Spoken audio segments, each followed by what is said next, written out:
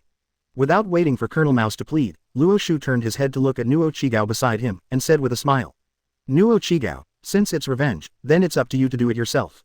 Although Nuo Chigao looked very pale, after hesitating for a moment, he still nodded heavily. Originally, in Nuo Chigao's view, she just wanted to ask Luo Xiu to kill Colonel Mouse. But it never occurred to her. Even the other sailors of the 152nd branch, Luo Xiu didn't let it go. According to Luo Xiu, none of the sailors of the 152nd branch is innocent. Even if he is not a murderer, he is still an accomplice. Kokoyasi village has been occupied by the dragon pirates for so many years, and these sailors of branch 152 have made great contributions. It made Nuo Chigao himself a little unbelievable that she actually gradually recognized what Luo Xiu said. Even when seeing Luo Xiu kill those sailors one by one, Nuo Chigao was filled with the pleasure of revenge. With this in mind, Nuo Chigao directly picked up a pistol next to him. On the head of Colonel Mouse, Nuo Chigao's eyes were slightly red, and there was a strong hatred on his face. Colonel Mouse, do you remember me? Colonel Mouse had already curled up in a corner, looking at Nuo Chigao in front of him with a face full of fear. When he remembered Nuo Chigao's identity and was about to say something, Nuo Chigao directly pulled the trigger. Boom! With a gunshot, Colonel Mouse's head exploded like a watermelon. Even though his body was splashed with scarlet blood and pale brains, Nuo Chigao's face only became paler, but a glint of pleasure flashed in his eyes. Nuo Chigao just wanted to send the mouse to die, and didn't want to listen to his nonsense at all. Machino watched this scene in horror, his legs receded unconsciously until he leaned against the wall. On the other hand, Luo Xiu narrowed his eyes slightly, and a strange smile appeared on his face. It seems that compared to Machino, Nuo Chigao has come from behind, and he has fallen before Machino. 009 Are you still called a young man if you are not arrogant? Host destroys the Marine 152 branch and gets a reward, Colonel Mouse's treasure location. Treasure location, that's it. After hearing the voice in his head, Luo Xiu's expression suddenly became a little strange.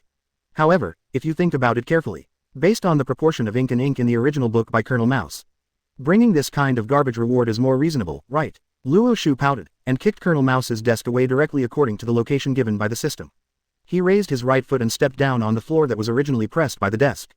Boom! Accompanied by this muffled sound, Machino and Nuo Chigao involuntarily turned their gazes to Luo Xiu. Looking at the big hole in the floor that Luo Xiu stepped on, and the treasure revealed in the hole, Nuo Chigao's eyes turned red instantly. Luo Xiu knows very well that among the treasures hidden by Colonel Mouse, there is a part of Nami's 100 million Baileys. Thinking of Nami's fear of stealing pirates' money all these years in order to collect the 100 million Baileys, as well as the shot he was shot by Colonel Mouse before. A stern look flashed in Luo Xiu's eyes. He raised the gun in his hand, aimed at the dead Colonel Mouse, and frantically pulled the trigger. Boom, boom, boom. It wasn't until all the bullets in the clip were fired that Luo Xiu's sanity finally recovered gradually. Machino on the other side looked in horror at Luo Xiu, who still had bloodline on his body, and his heart seemed to be raised. Luo Xiu. Luo Xiu turned his head to look at Machino, and squeezed out a relieved smile at her. I'm fine. Luo Xiu's smile, combined with the bloodline on her body, made Machino shudder. And at this moment, Luo Xiu stepped forward, looked at Luo Xiu with a smile and praised. Good job, Luo Xiu. Luo Xiu glanced at Luo Xiu, took a deep breath, and said in a deep voice. Luo Xiu, although you used the village to persecute me, but no matter what, I still want to thank you for giving me the opportunity to take revenge with my own hands. Luo Xiu chuckled and waved his hands. Put away all these treasures. As he spoke, he glanced at Machino opposite. Luo Xiu's eyes made Machino's body tremble suddenly, and then forcibly suppressed the fear in his heart, and hurriedly stepped forward to assist Luo Xiu to collect the treasure together. Machino knew very well that with Luo Xiu's performance, he might have won the favor of the demon Luo Xiu. If you haven't said anything yet, then maybe it won't take long at all, and I will lose its effect. And once she is abandoned by Luo Xiu, her fate will definitely be extremely miserable. Everyone in Fengche village may be brutally murdered by Luo Xiu. For the sake of the people in the village, she will work harder to please Luo Xiu. Yes, it is for the village, not for other reasons. While Machino and Luo Xiu were packing up the treasures, Luo Xiu sat directly on Colonel Mouse's chair, took out the phone bug from the drawer, and directly contacted Marine Marshal Sengoku. After the call bug was connected, without waiting for Sengoku to speak, Luo Xiu asked very politely. Excuse me, is this Marshal Sengoku? Sengoku frowned when he heard this strange voice, and said in a deep voice. I'm Sengoku. Who are you? Where's the mouse? Luo Xiu leaned back on the chair carelessly, kicked his legs on the table, and grinned at the phone bug. I'm Luo Xiu, aren't you looking for me? Luo Xiu, Luo Xiu. After a short period of doubt, Sengoku suddenly remembered who Luo Xiu was, stood up abruptly, and yelled angrily at the phone bug.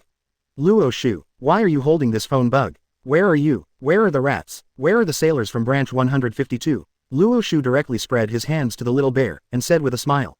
Isn't that obvious? I slaughtered all the members of branch 152, and none of them were left behind. The voice fell, and Sengoku's heavy breathing came from the phone bug. Even through the phone bug, Luo Xiu could clearly feel how angry the Marine Marshal was. In the next second, a muffled sound suddenly sounded. Boom. Sengoku's desk was broken by his slap. Sengoku didn't care about it at all. His face was gloomy like water, and there was boundless anger in his eyes, and he snarled at the phone bug. Luo Xiu, you be ****************. How dare you do such a thing? What made Sengoku most angry was that after the 152 branch was wiped out, this guy dared to provoke himself so blatantly. Did they really think Marine is vegetarian? Can't handle the 4 emperors, can't handle you. Young people are too arrogant, but they will die. Luo Xiu couldn't help laughing loudly when he heard the words coming from the phone bug. Don't be arrogant, are you still called a young man? By the way, Sengoku, I called you to tell you, isn't your Marine looking for me? Stop coming to East Blue, I'll be on the Grand Line soon, just wait for me on the Grand Line. As Luo Xiu's voice fell, Sengoku on the opposite side directly hung up the phone bug with a bang. With such a violent temper, it is easy to have a short life. Seeing this, Luo Xiu smiled silently, got up from the chair, and found that Machino and Luo Xiu were looking at him with strange expressions. They really can't understand. Where did Luo Xiu get the confidence to slap Marine Marshal Sengoku in the face so frantically? Luo Xiu stepped forward and embraced the slender waists of Machino and Luo Xiu, and walked out. There was absolutely no intention of explaining to the two of them. Forbearance. Pretending to be a pig and eating a tiger. This was never Luo Xiu's character. Forbearance to ride a horse. Go ride a horse and pretend to be a pig and eat a tiger. They have already gone farther and farther on the road of the villain of destiny. Luo Xiu just wants to jump face like crazy. When Luo Xiu took Machino and Luo Xiu to leave branch 152, the marshal's office had become messy. Unable to control his anger, Sengoku smashed the objects in the office everywhere. After venting his anger, Sengoku finally breathed heavily and dialed Garp's phone. The phone bug had just connected, and before Garp could speak, Sengoku snarled. Garp, don't go to East Blue. Just wait on the Grand Line. I'm telling you, no matter what you do, you must arrest the damned brat Luo Xiu. The old man just wants to see, after being caught by our Marine, does that damned guy still dare to be so arrogant? On the Grand Line warship, Garp looked at the phone bug in his hand with a dazed expression. What is this Sengoku guy motivated by? Why did you lose your temper all of a sudden? What did that brat Luo Xiu do? No way, another Marine branch was wiped out, right? Oh, I know the hand of the wave. Luo Xiu's nautical skills ask for flowers. Ask for comments. After learning from Sengoku that Luo Xiu also slaughtered the 152 branches of East Blue, Garp's face became gloomy in an instant. Without any hesitation, Garp assured Sengoku directly. Don't worry Sengoku, I'll be waiting for him at the Grand Line. With me here, Luo Xiu will definitely be arrested. After receiving Garp's assurance, Sengoku also hung up the bug directly. After all, the marshal's office was messed up by him, so Sengoku naturally had to tidy it up. And after the phone bug hung up, Coby and Belumbo, who were students of Garp, approached and asked. Vice Admiral Garp, that guy named Luo Xiu, did something bad happen again? Garp nodded with a sinking face, and said in a heavy tone. That's right, the sailors of the East Blue 152 branch were all killed by that B******************. That brazen brat even took the initiative to contact Sengoku and asked our marine to wait for him at the Grand Line. Hearing this, Coby and Belumbo looked at each other, their faces were full of anger. Coby clenched his fists and said angrily, Vice Admiral Garp, leave that guy to me and Belumbo to deal with. We will definitely catch him and never allow this villain to go unpunished. Belumbo, who was wearing a blindfold, also nodded vigorously and said firmly. Kirby's right, Vice Admiral Garp, we'll get him. Garp was very satisfied with the reactions of his two students, and his complexion improved a little. Since that little brat made us wait for him at the Grand Line so arrogantly, the old man really wants to see if he has the guts to come to the Grand Line. Garp squeezed his fist and made a click sound. For Garp, although he hates the hypocritical royal family of the Goa Kingdom, for the name of the most beautiful kingdom in the East Blue. He even made an act of excluding all bad things. But anyway, his hometown, Windmill Village, belongs to the Goa Kingdom. That guy named Luo Xiu not only killed the king of the Goa Kingdom, but also massacred the Marine branch. Of course, Garp must make him pay for it. After Coby was angry, he couldn't help laughing twice. Vice Admiral Garp, while we are waiting for Luo Xiu, we can also meet Luffy-san. Luffy-san, aren't you on the Grand Line now? At the end, Kirby couldn't help laughing out loud as the scene of meeting Luffy appeared in his mind. Garp nodded when he heard the words, grinning. That's right, that fellow Sengoku asked me to ask Luffy to give up being a pirate, of course I will carry out the order. Let's go now, it will take some time before Luo Xiu wants to come to the Grand Line, go see Luffy first. Coby and Belumbo looked at each other, and they both smiled. Based on their understanding of Vice Admiral Garp, this kind of thing will just go away in the end. Luffy-san will continue to be a pirate in the end, until he truly becomes the king of the pirates. Although they are Marines, Coby and Belum are still very much looking forward to seeing Luffy-san become the One Piece. And, according to the original agreement between Coby and Luffy, when Luffy becomes the One Piece, he will also become Marine Admiral. In order to become Marine Admiral, fulfill the agreement with Mr. Luffy, ever since he joined Marine with Belumbo, he has never let up in the slightest. Kirby firmly believes that sooner or later, he will become one of the new Marine 3 Admirals. As for Belumbo, he can definitely become a Marine Admiral with himself. While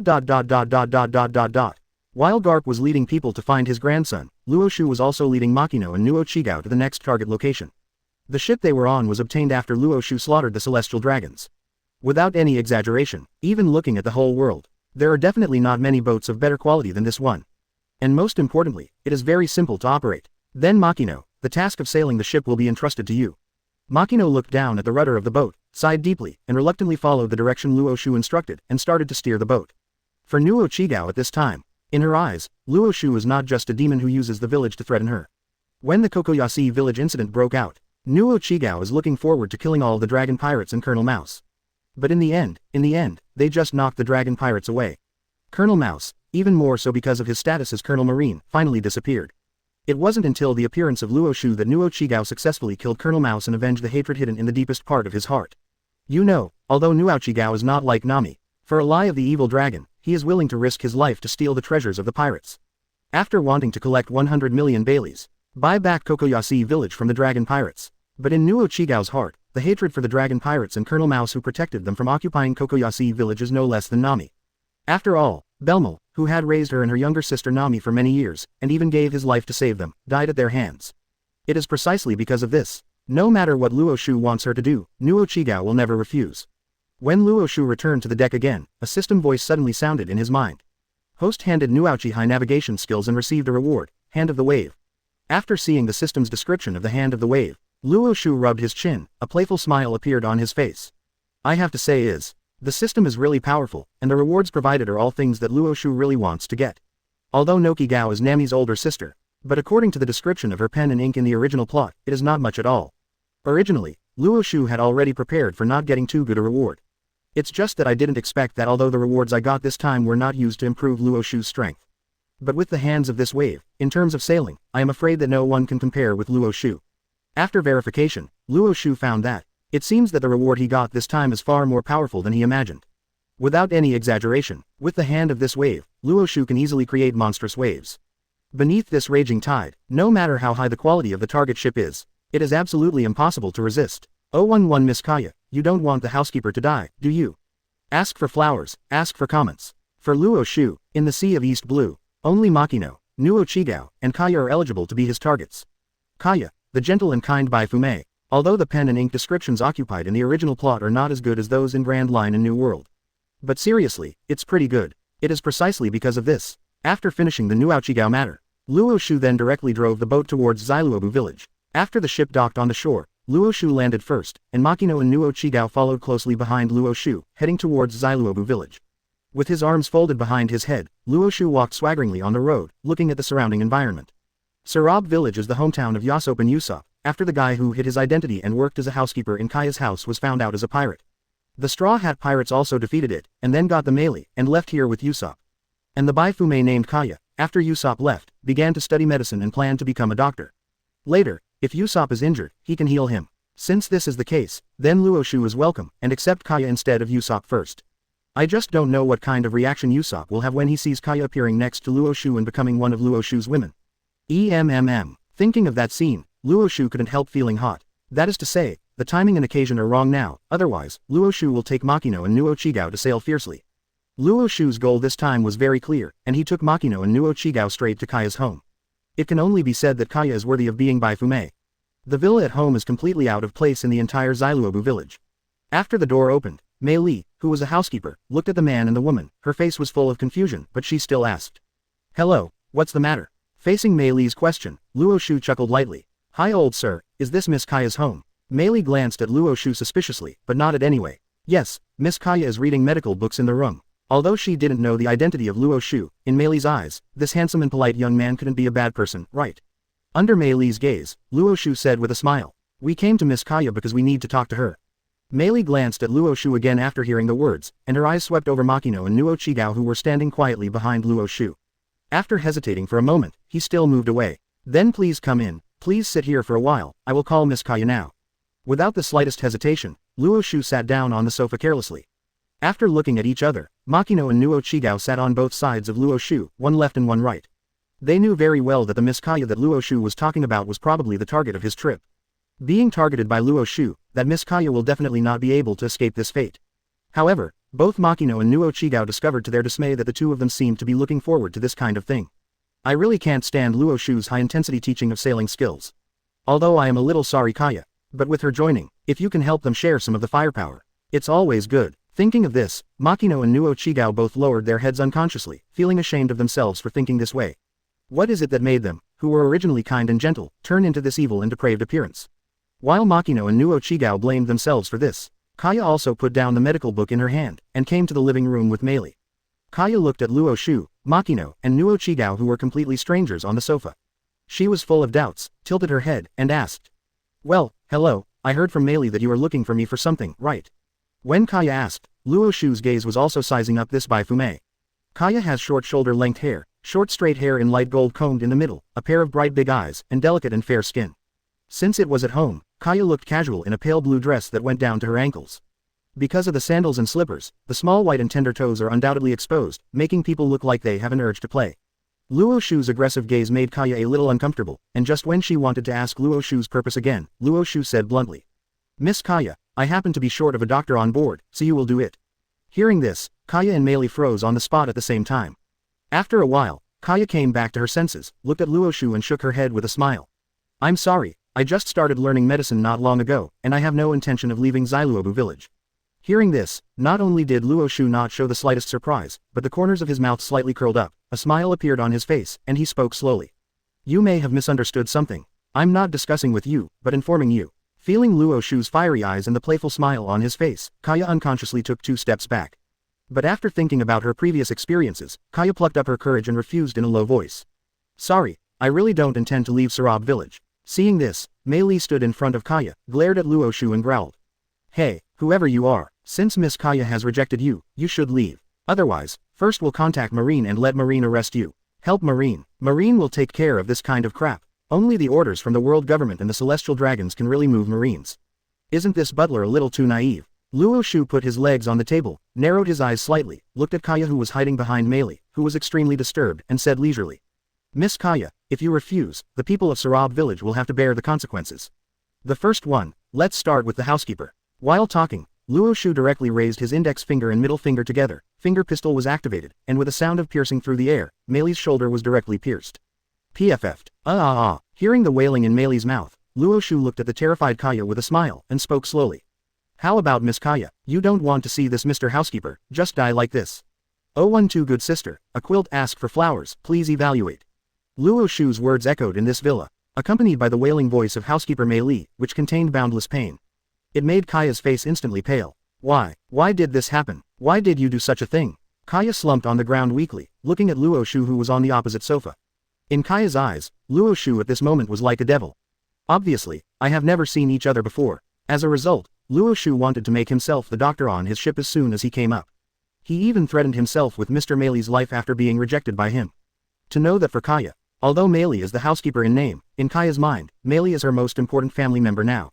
At this moment, Meili held the shoulder that was pierced by Luo Xiu with the finger pistol. Although her face was pale and cold sweat was constantly appearing on her forehead, she still moved her body and stood in front of Kaya. Miss Kaya, don't promise him. I will not allow anyone to hurt Miss Kaya.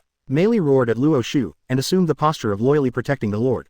Seeing this, Luo Xiu smiled and applauded, and praised. Not bad, courage and loyalty are commendable. It's just that you don't have the most critical strength. While talking, Luo Xiu raised his finger again, aiming at Meili's head, and looked at Kaya casually with a playful expression. Miss Kaya, what I'm targeting this time is the head of the butler. Hearing this, Kaya's pupils shrank slightly, and her gaze passed Meili and landed directly on Luo Xiu's face. Looking at the playful smile on Luo Xiu's face, Kaya felt like falling into an ice cave. Seeing that Luo Xiu was about to freeze his hands, Kaya drooped her head weakly, and said in a low and despairing tone. I promise you. The corners of Luo Xiu's mouth raised slightly, and he spoke slowly. Promise me what? Kaya clenched her little fist, she just felt that Luo Xiu was playing with herself on purpose. He clearly knew what he meant. You must use this method to let yourself completely abandon your self-esteem. But under the current circumstances, Kaya still has no choice but to do what Luo Xiu said. This Bai Fume finally lowered her head with a pale complexion, and said in a low tone. I promise to leave with you and become your ship's doctor. Miss Kaya. Meili panicked and tried to persuade Kaya to change her mind. Since Luo Xiu did such a thing of threatening Miss Kaya with his own life, it is absolutely impossible for him to be a good person. With such a person, what will happen to Miss Kaya? Kaya raised her hand to stop Meili's unfinished words, forced a smile with difficulty, and comforted Meili in turn. It's all right, Mr. Mary. It just so happens that I have never left Xiluobu village, so I can take this opportunity to see the outside world. You can also see the strange animals that Usopp told me about, and the beautiful scenery. Miss Kaya. Meili gritted her teeth, her face became a little distorted. Maybe even Ms. Kaya didn't realize that although she had a seemingly beautiful smile on her face, tears kept falling from the corners of her eyes. Correct. And Usopp. Reminds me of the Straw Hat Pirates that Usopp joined. Meili seems to have grasped a life-saving straw. He roared at Luo Xiu. I warn you, Miss Kaya has a very good relationship with the Straw Hat Pirates. If you insist on forcing Miss Kaya, the Straw Hat Pirates will never let you go. The captain of the Straw Hat Pirates, Straw Hat Luffy, has a bounty of 100 million Baileys.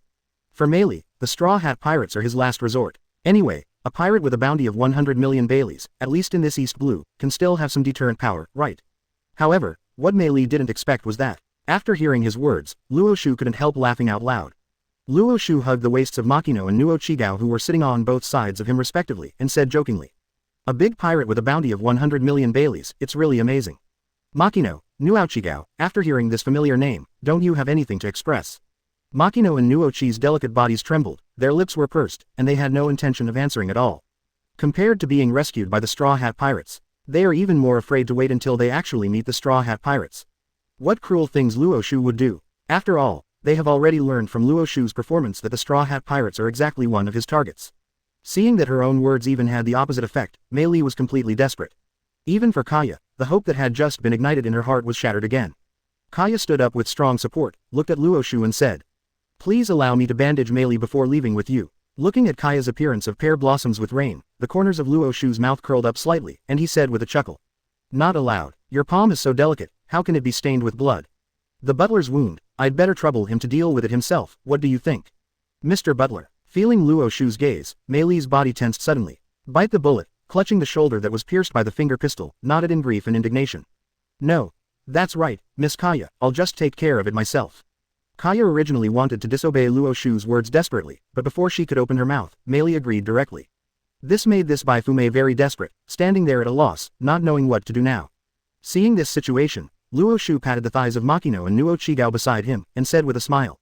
Machino, Nuo Chigao, go and help your future good sisters pack up their daily necessities. Luo Xiu's words made Kaya's delicate body tremble suddenly, biting her lips lightly, her face was full of grief and indignation. At this time, Kaya has fully understood how Luo Xiu is going to treat her. What did you say to let yourself be the doctor on his ship? I'm afraid this doctor is specially treating a certain part for him.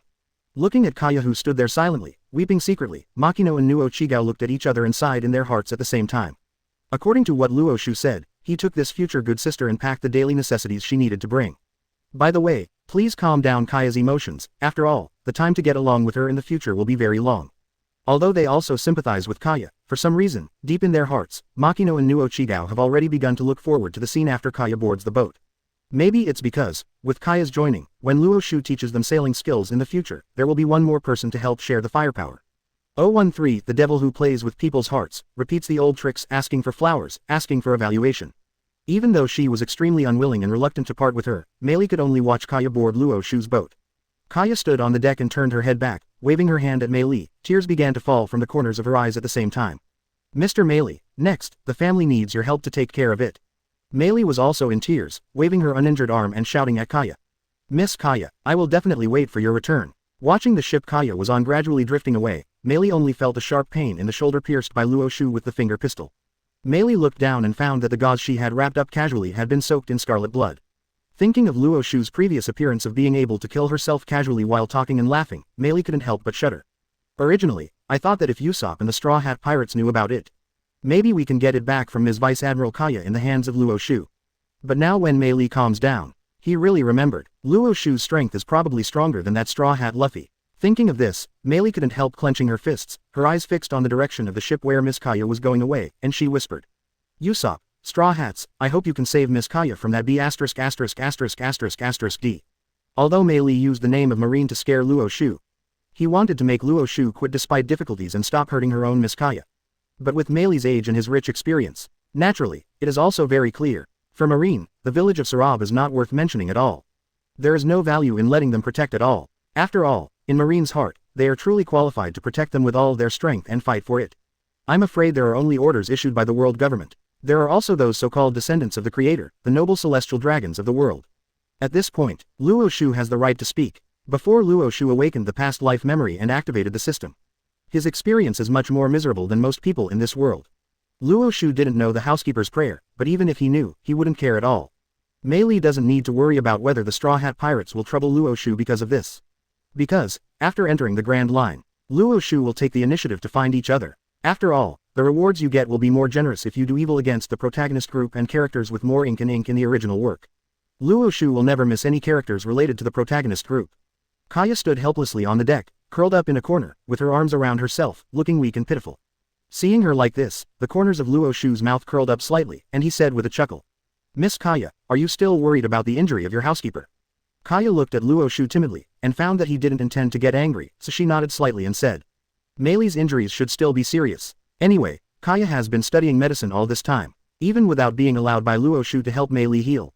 But it is also possible to tell what kind of injury Mei Li suffered. Now Mei Li is the only one left in Xiluobu village. How could Kaya not worry about him? The corners of Luo Xiu's mouth curled up slightly when he heard this, he chuckled, and said slowly. Miss Kaya, no matter what the injury of the housekeeper Mei Li is, it has nothing to do with you now. From now on, your identity is the doctor on my ship.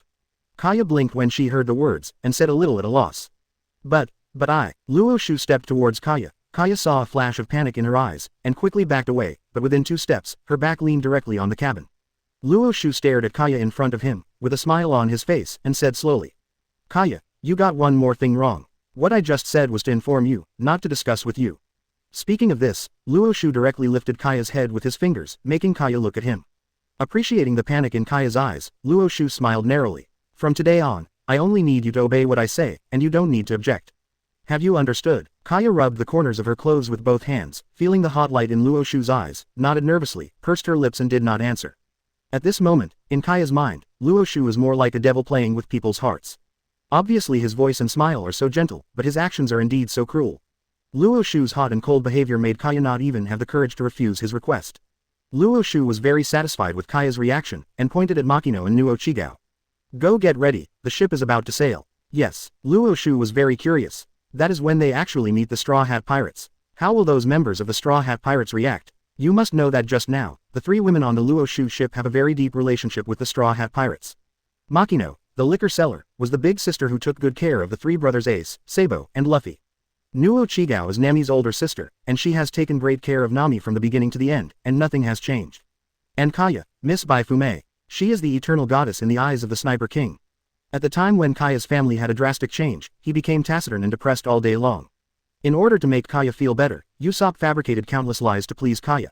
Even going out to sea with the Straw Hat Pirates. It is also all to make those lies become real facts, and to let the goddess Kaya fully recognize herself.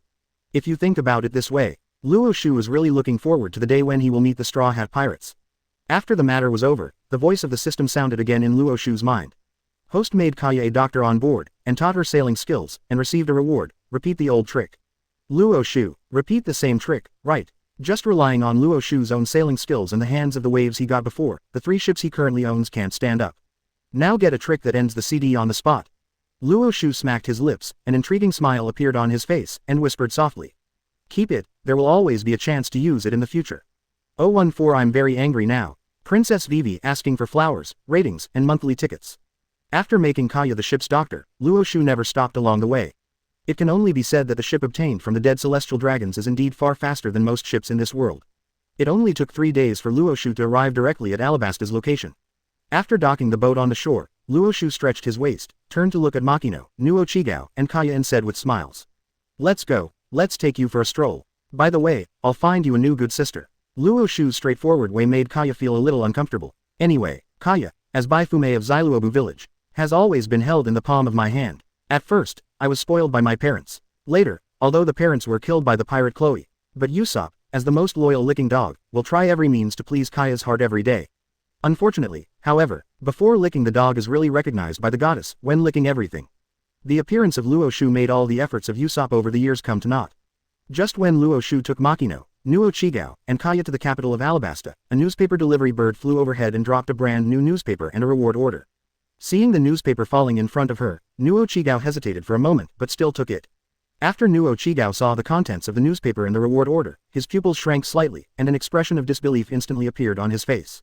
Nuo Chigao looked at Luo Xiu and stammered, Luo Xiu, this reward order is yours. Luo Xiu raised his eyebrows when he heard the words, and asked with great interest. How many? Gudong. Nuo Chi swallowed her saliva, and murmured with some doubts about her life. 600 million berries, 600 million. After hearing Nuo Chigao's words, Machino and Kaya's eyes widened instantly, their faces filled with horror.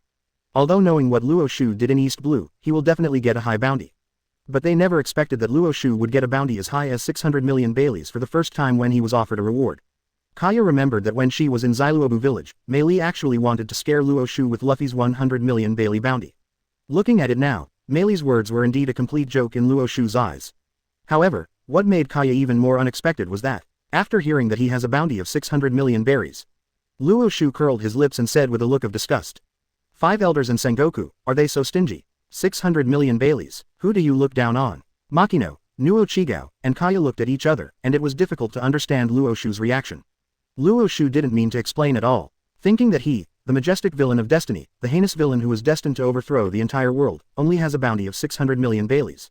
Who do you look down on? Luo Xiu glanced at Machino, Nuo Chigao, and Kaya who were one step behind, and said. Rush to the capital of Alabasta as soon as possible, I am very angry now. Hearing this, Machino, Nuo Chigao, and Kaya all understood. I just hope this trip to Alabasta goes well. If someone obstructs Luo Xiu, the end may be very miserable. Luo Xiu, who was very angry, urgently needed to find a chance to vent his anger. He didn't waste any time. After arriving at the capital of Alabasta, he took Machino, Nuo Chigao, and the 3 daughters Kaya to the palace. Relying on the status of excellent friends with the Straw Hat Pirates, Luo Xiu and his party were successfully invited to the palace. After all, these guys at Alabasta know it too. Although it was advertised on the surface, it was the Marine Colonel Smoker who defeated K-Lock Doll. But it was the Straw Hat Pirates who really saved their Alabasta. Since Luo Xiu is a friend of the Straw Hat Pirates, he is a friend of their Alabasta. When the guards of the kingdom invited Luo Xiu and his party into the palace, someone had already informed King Cobra and Vivi, the princess. After Cobra and Vivi heard the news, they put down what they were doing and rushed here immediately. I saw Luo Xiu, who was carelessly tasting food, fruits, and fine wine, and Machino, Nuo Chigao, and the 3 daughters of Kaya sitting beside him. Vivi smiled sweetly, looked at Luo Xiu and asked, "Hello, are you really Luffy's friend? I don't mean anything else, I just want to know your name." Luo Xiu looked up and down at Vivi on the opposite side. At this time, Vivi is different from the little girl in Whiskey Peak. She has long, smooth water blue hair scattered around her head, and she is wearing a long light pink dress, exuding a sweet breath from her whole body. The bracelet on the wrist and the earrings on the ears add a touch of luxury to Vivi. In addition to the exquisite and glamorous appearance, Alabasta's soul heir status will make people feel a desire to conquer from the bottom of their hearts. Facing Vivi's question, Luo Xiu said with a smile, "This is Machino, who can be said to be Luffy's big sister, who has taken good care of Luffy since she was a child. She's Nojiko, Nami's older sister. The other one is a friend from the same village as Usopp, named Kaya. As for me, my name is Luo Xiu, and I'm also Luffy's friend. Now I just want to meet Luffy quickly and kill him with my own hands." After the words fell, the smiles on the faces of Vivi and Cobra froze instantly. Originally, Vivi was very happy when Luo Xiu introduced the identities of Machino, Nuo Chigao, and Kaya. But before she pulled Machino to chat with the 3 of them, when Luo Xiu introduced himself, why did the style of painting suddenly change? Vivi blinked, looked at Luo Xiu with astonishment, and after a while, finally asked tentatively. "That, Luo Xiu, did I hear wrong just now? You just said that you really want to see Luffy soon, right?" Luo Xiu looked at Vivi with a smile and nodded. "You heard me right, and I didn't say me wrong. Vivi people are stupid. What's happening here? One is Luffy's big sister, one is Nami's sister, and the other is a friend from the same village as Usopp."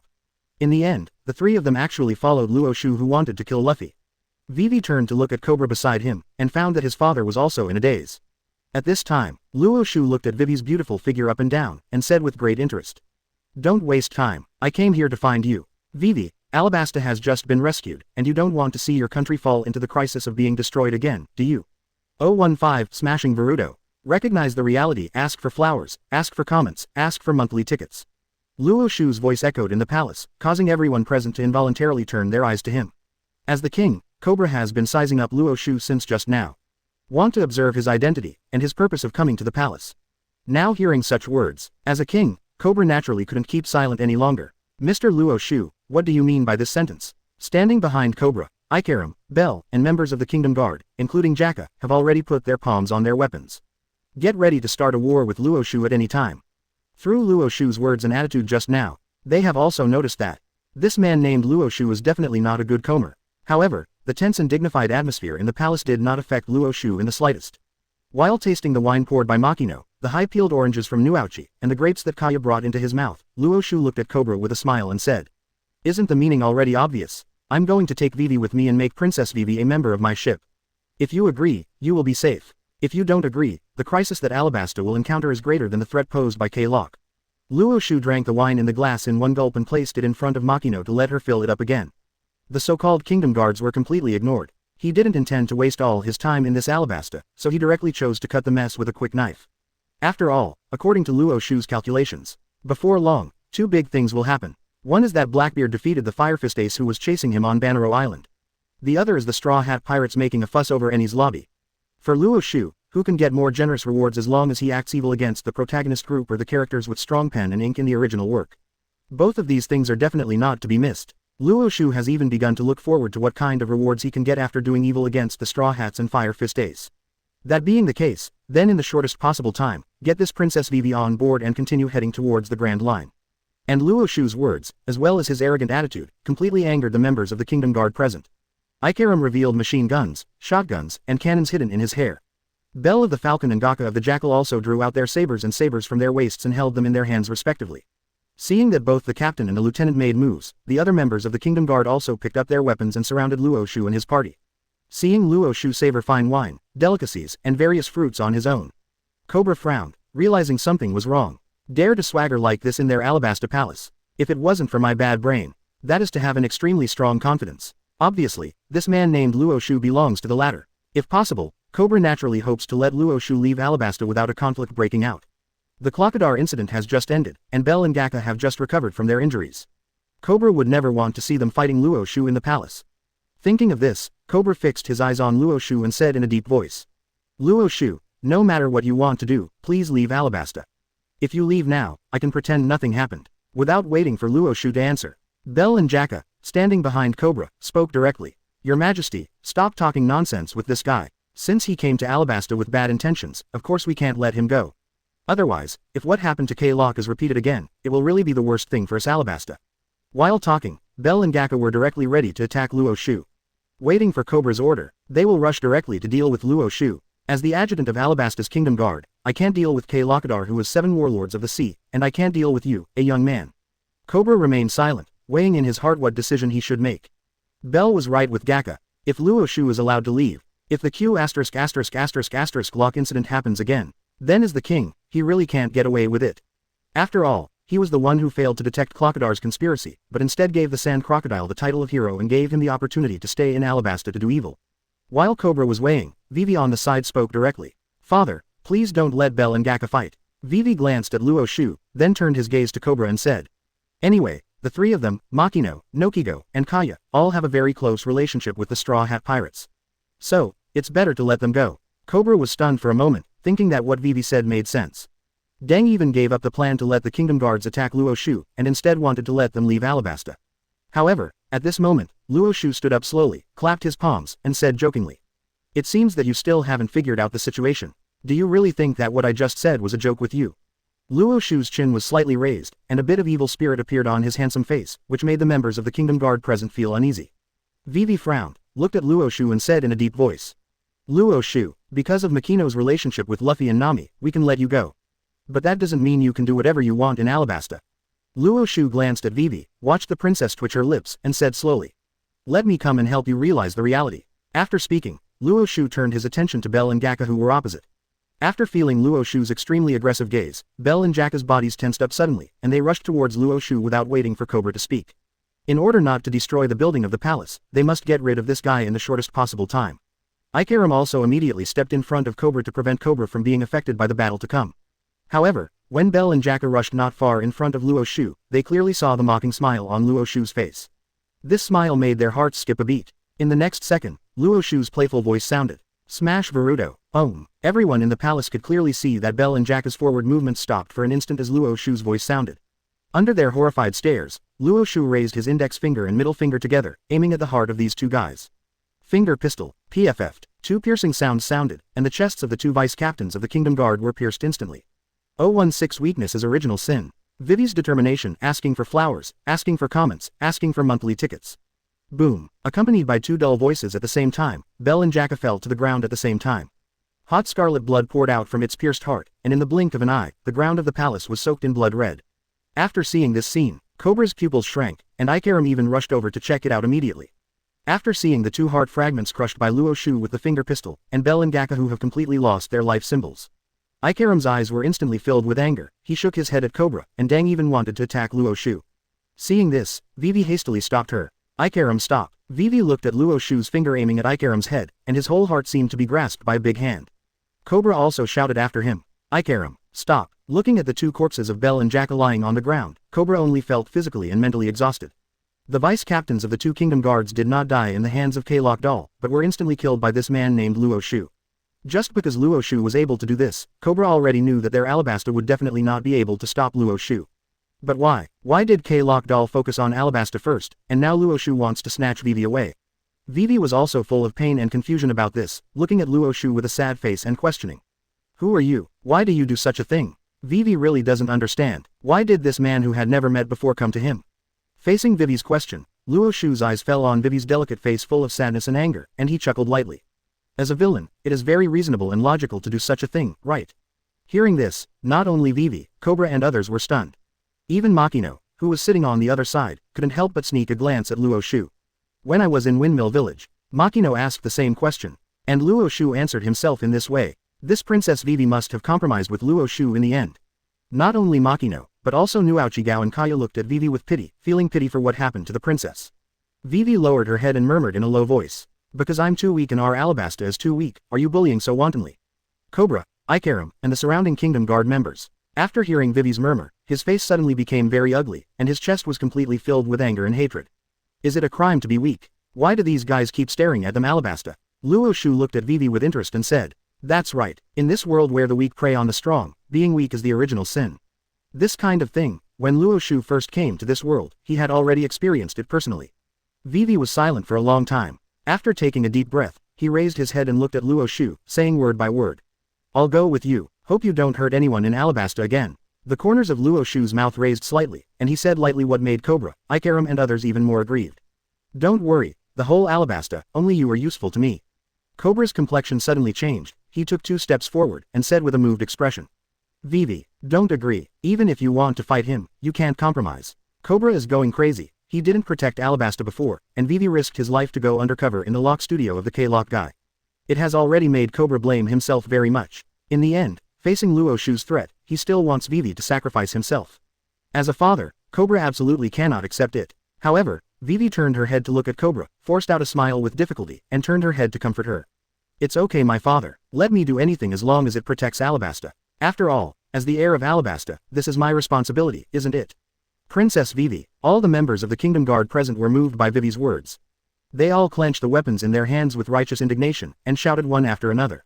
Princess Vivi, please don't do this, protecting Alabasta is also our duty. Even if this guy is very powerful, we will never surrender.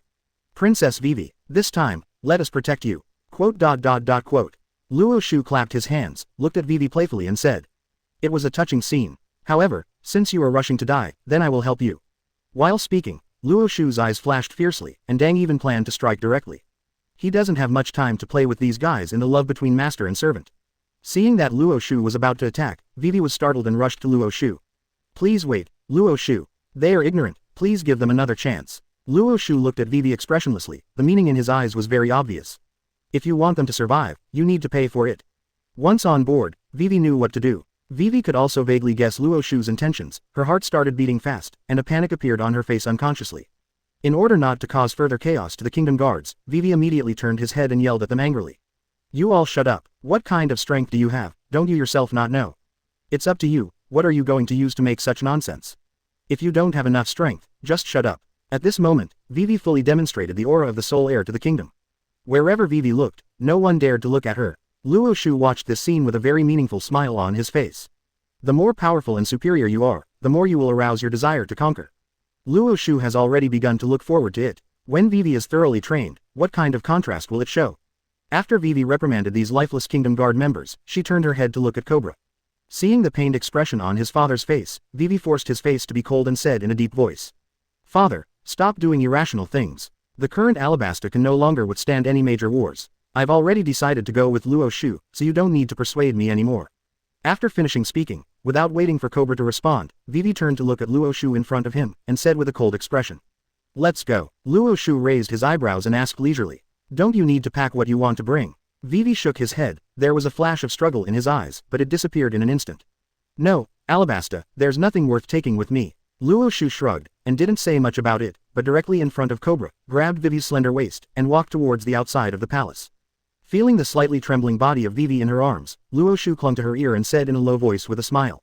Since you want to pretend to be indifferent, then pretend to be indifferent and don't show any flaws. Vivi's delicate body trembled, her lips were bitten to the point of being bloodless. After taking a deep breath, she was still docile in Luo Xiu's arms, and walked out of the palace. 017 Luo Xiu, don't be like this, I'm afraid, ask for flowers, please evaluate, ask for a monthly ticket. Seeing Luo Xiu walking out of the palace gate with Vivi in his arms in front of him, Cobra slumped down on the ground. He stared blankly at the backs of Luo Xiu and Vivi, showing a look of despair. Whether it was Ikaram or the members of the Kingdom Guard around them, they all gritted their teeth, clenched their fists, and their faces were full of unwillingness and anger. As the Kingdom Guard, their job is to protect Cobra, Vivi, and Alabasta. But now facing Luo Xiu, they can only watch Luo Xiu take Princess Vivi away, there is absolutely no way to stop it. Even the most powerful Bell and Jaka were instantly killed by Luo Xiu on the spot. Not to mention them people. The impotent and furious Cobra slammed his fist on the ground, gnashing his teeth. Who is this D***********? After hearing this, one of the members of the Kingdom Guard on the other side took out a newspaper and a reward order from his pocket, and brought it to Cobra and said. Your Majesty, I have only seen him from this newspaper and the reward order before. Cobra snatched the newspaper and the reward after hearing the words. When he saw Luo Xiu kill the Celestial Dragons, a king of a World Government Alliance country, and destroyed 2 marine branches in East Blue. The king of Alabasta's expression suddenly became even uglier. So, Luo Xiu, has he already done such a vicious thing in East Blue? Cobra finally understood. Why did Luo Xiu directly kill Bell and Jaka at the slightest disagreement, and even use Alabasta to threaten to let Vivi board his ship? This guy was originally a vicious villain. After reading the contents of the newspaper and the reward order, Ikaram also looked solemn, looked at Cobra and asked. Your Majesty, what shall we do now? Princess Vivi must be in a very dangerous situation with such a villain. Of course Cobra is well aware of this. He has never hated his own weakness like he does now. After pacing back and forth for a long time, Cobra gritted his teeth and said angrily. I'm going to contact the 5 elders now. Be sure to let the world government step in and snatch Vivi back from that villain. As the king of the countries that joined the world government, he was especially one of the 20 royal families that founded the world government 800 years ago. As long as Cobra opens his mouth, the 5 elders will never refuse his request. However, whether the world government can take back Vivi from Luo Xiu is anyone's guess. On the big ship, Vivi stood on the edge of the deck, pressed her soft little hands on the fence, and looked at Alabasta who was gradually going away with tears in her eyes. Since leaving the palace, Vivi's indifferent pretense, which she had been trying to maintain, couldn't be maintained. She showed her weak side again. Luo Xiu walked up to Vivi and said with a smile, "Why, are you reluctant to leave?" Hearing this, Vivi hid the fragility on her face, maintained her indifference as much as possible, and said in a cold tone. "What's the use of being reluctant? You have already threatened me with Alabasta. If I still refuse, will you let Alabasta go?" Luo Xiu twitched the corners of his mouth, and said as a matter of course. "Of course I won't let it go." Vivi's eyes dimmed, and then she stared fixedly at Luo Xiu in front of her, and asked in a low voice. "I still want to know, why on earth did you do such a thing? Before this, you should have never seen me, and there is no grievance between us at all. In this case, why did you insist on finding me?" Hearing this, Luo Xiu looked up and down at Vivi's curvy figure, as well as her soft and delicate face, with the corners of her mouth slightly raised, and said slowly. "Because your appearance makes me very satisfied." Luo Xiu's blunt words made Vivi's face almost unbearable, but even so, there was still a blush on Vivi's cheeks. Vivi already understood why the man in front of him let him board the boat. As a royal princess and the only heir to Alabasta, Vivi never imagined that she would face such a situation one day. Even though Luo Xiu's appearance is extremely handsome and exudes a bohemian temperament, Vivi still resists it very much. What Luo Xiu did in Alabasta Palace, Vivi will never forget it no matter what. If she had known this would happen, she should have left with Luffy as a member of the Straw Hat Pirates. Thinking of this, a glimmer of hope lit up in Vivi's eyes. If Luffy and the others knew that they were forcibly taken away by Luo Xiu, they must find a way to save themselves from Luo Xiu, right? Seeing Vivi's face and eyes changing back and forth, Luo Xiu has already noticed her thoughts. Luo Xiu stretched out his fingers to lift Vivi's chin, making the royal princess look at him, and said with a smile. "What's the matter, Vivi? Are you pinning your hopes on the Straw Hat Pirates, expecting them to rescue you?" Vivi's complexion changed suddenly when he heard this, and he even wanted to take 2 steps back to get his chin out of Luo Xiu's fingers. However, without waiting for her to move, Luo Xiu directly opened his palm and pinched Vivi's soft and fair cheeks in his hands. Feeling Vivi's panic, Luo Xiu calmly said, "To be honest, I hope to see the Straw Hat Pirates sooner than you do. So, don't worry, after I get news of the Straw Hat Pirates, I will go to them as soon as possible." After the words fell, Vivi's pupils shrank suddenly, because Luo Xiu pinched her cheeks, and she exclaimed indistinctly. "Who are you? What are you going to do?" Luo Xiu leaned in front of Vivi, admiring the panic on Vivi's face, and in the most gentle tone, said the words that made Vivi fall into an ice cave. "Didn't I say it? My name is Luo Xiu, and I'm a big villain who just wants to do whatever he wants. As for what I want to do, for now, that's you." Vivi was completely panicked, her cheeks were flushed with panic, she wanted to break free from Luo Xiu's palm, and stepped back. However, she was shocked to find that no matter how hard she tried, she couldn't get rid of Luo Xiu's control. Luo Xiu looked at Vivi with a smile and said with interest. "Vivi, I still prefer your cold look just now, how about you recover?" Tears fell from the corners of Vivi's eyes. Lihua looked at Luo Xiu in front of her with rain and begged. "Luo Xiu, please, don't do this, I'm afraid." Vivi's pleading not only failed to achieve the desired effect, but even had a counterproductive effect. Luo Xiu looked at Vivi eagerly and said softly, "Don't be afraid, I'm just here to teach you how to sail. After you learn it, you will know how happy it is to sail a boat. 018 Don't accept threats, reward a good harvest, ask for flowers, ask for evaluation, ask for monthly pass." Even when she agreed to Luo Xiu and chose to leave Alabasta with him, Vivi was already mentally prepared to face this situation. But when it's time to face it, Vivi is still a little timid. Obviously after experiencing the Alabasta incident, Vivi has already made up his mind to make a change. "I can no longer be as cowardly as before. As the only heir to the Alabasta royal family, all the people of Alabasta, in the future, she will be needed as a queen to protect her from wind and rain." But now when facing Luo Xiu, the previous strength disappeared directly, and Vivi once again became the cowardly look back then. Luo Xiu stretched out his fingers to wipe away the tears on Vivi's cheeks, and said slowly. "Vivi, do you know Alabasta? Why was he targeted by K-Lock Doll, and even almost snatched by him?" The teary-eyed Vivi didn't know why Luo Xiu suddenly mentioned K-Lock Doll. But he still sobbed. Because of the historical text of Alabasta. Clockadar, want to get something from the historical text. Luo Xiu shook his head when he heard the words, looked at Vivi playfully and said. "After so much, you still haven't seen the essence of the matter clearly." Vivi was stunned. She looked at Luo Xiu in front of her, and for a moment she didn't understand what the words meant. And Luo Xiu didn't give a shit about it either. While gently swaying Vivi's soft and fair face with his fingers, he said leisurely. The reason Crocodile wants to occupy Alabasta, in the final analysis, it's because Cobra, the king, is too weak. As the only heir of Alabasta, do you want to continue to be weak like this? Let Alabasta experience the despair again in the future. Hearing this, Vivi fell silent. Vivi was horrified to find that she actually agreed with Luo Xiu's words from the bottom of her heart. Perhaps, his father, King Cobra, was really too weak, which finally caused Alabasta to fall into crisis. If it weren't for Luffy and the others, I'm afraid Alabasta has been completely occupied by Crocodile at this time. As the only heir of Alabasta, Vivi felt that he could no longer be like his father, King Cobra, and because of his weakness, he put Alabasta into crisis. But now, since he doesn't have enough strength to change the situation, he can only face it bravely. Let Luo Xiu pay for it when he has enough strength in the future. Originally in Vivi's heart, I still want to ask my former partners for help when I meet the Straw Hat Pirates in the future. Let Luffy, Zoro, Sanji, and Nami help out from Luo Xiu's clutches.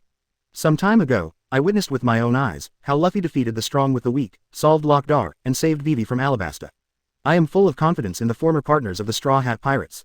Even knowing that Luo Xiu's strength may be far superior to the Straw Hat Pirates. But Vivi still firmly believes that Luffy will be able to defeat him in the end. But now after hearing what Luo Xiu said, this idea in Vivi's mind was completely dispelled. As Luo Xiu said, relying on others is still unstable after all. Just like the previous Alabasta, it is clearly a member of the world government, but it was almost successfully occupied by Lockdar. To make Alabasta never have that situation again, only when she, the only heir to the royal family, becomes truly powerful will she be able to do so. Thinking of this, Vivi took a deep breath, his face became cold again, the panic just now disappeared, he stared at Luo Xiu coldly and said in a deep voice. You're right, I really can't be weak anymore. But I also want to warn you, if you really do something unforgivable to me. When I am strong enough, I will definitely make you pay for it. The corners of Luo Xiu's mouth were slightly raised, and he looked at Vivi with great interest, whose mentality and temperament had changed drastically. Vivi, are you threatening me? Feeling the playful expression on Luo Xiu's face, although Vivi was still a little flustered, he finally mustered up the courage to look at Luo Xiu without fear and said. You can understand it that way. What Vivi didn't expect was that Luo Xiu laughed outright in the face of his warning. After laughing out loud, Luo Xiu approached Vivi and said calmly. That's a pity, I have always been the only one who threatens others. I never accept any threats. As for what you said, the future will make me pay for it. I'm looking forward to that day. Luo Xiu was very clear. The words she said now were nothing more than her stubbornness at the last moment. Vivi took a deep look at Luo Xiu, his face was as cold as ever, and before Luo Xiu could speak, he took the initiative to walk towards the cabin. Since threats are useless, Vivi has no intention of wasting time and energy. What Luo Xiu did, she will be deeply engraved in her mind. One day, she must make Luo Xiu pay for this. Luo Xiu looked at Vivi's back, the corners of his mouth curled up, and a satisfied smile appeared on his face. Now he is really looking forward to how exciting the contrast will be when Vivi completely becomes his own shape. Moreover, with Vivi, the princess, who occupies a strong pen and ink in the original book, the rewards that can be brought must be extremely rich, right? I don't know how long it has passed. Luo Xiu finally walked out of the cabin, controlled the direction, and steered the real ship under his feet to sail far away. Luo Xiu's goal is very clear, that is to take the initiative to find the Straw Hat Pirates. As the protagonist group, if you do evil against them, the rewards you can get will be even more generous. At the same time, the voice of the system sounded again in Luo Xiu's mind. Host ravages the Alabasta Palace, kills Bell, adds Kaka, threatens Cobra, assists Vivi to sail, and gets rewards. Conquerors Hockey Grandmaster equivalent to the Straw Hat Luffy in Derice Rosa period moonwalk. 019 Battle of Enies Lobby, Luo Xiu arrives, ask for flowers, ask for evaluation, ask for monthly pass. Wong Luffy conquerors hockey intensity during Derice Rosa. Hearing the system sound coming from his mind, Luo Xiu raised his lips slightly and raised his eyebrows. Luo Xiu could clearly feel that his own strength had once again undergone an incomparably huge change. Without any exaggeration, with the special time fruit ability possessed by Luo Xiu, coupled with the strength of this conqueror's hockey now, even if you really meet Luffy, the king of Derice Rosa's period, you can easily crush him. The time fruit ability, the advantage that can be gained in battle, is extremely powerful. Luo Xiu is really looking forward to more and more, what kind of rich rewards those members of the Straw Hat Pirates can bring to him.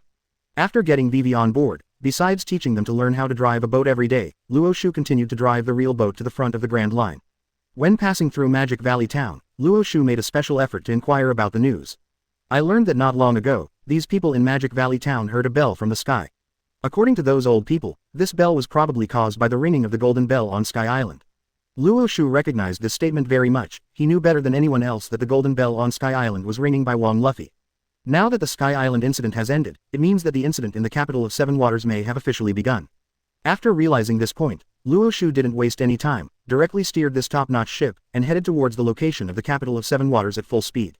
What made Luo Xiu a little upset was that when he arrived in the capital of Seven Waters, he learned that people from CP9 had already taken Nami Robin away. The Straw Hat Pirates have also been dispatched to Enies' lobby to rescue Robin. Although Luo Xiu didn't say much about this, he steered the boat towards the location of Enies' lobby, but the anger generated in his heart also needs to be officially vented.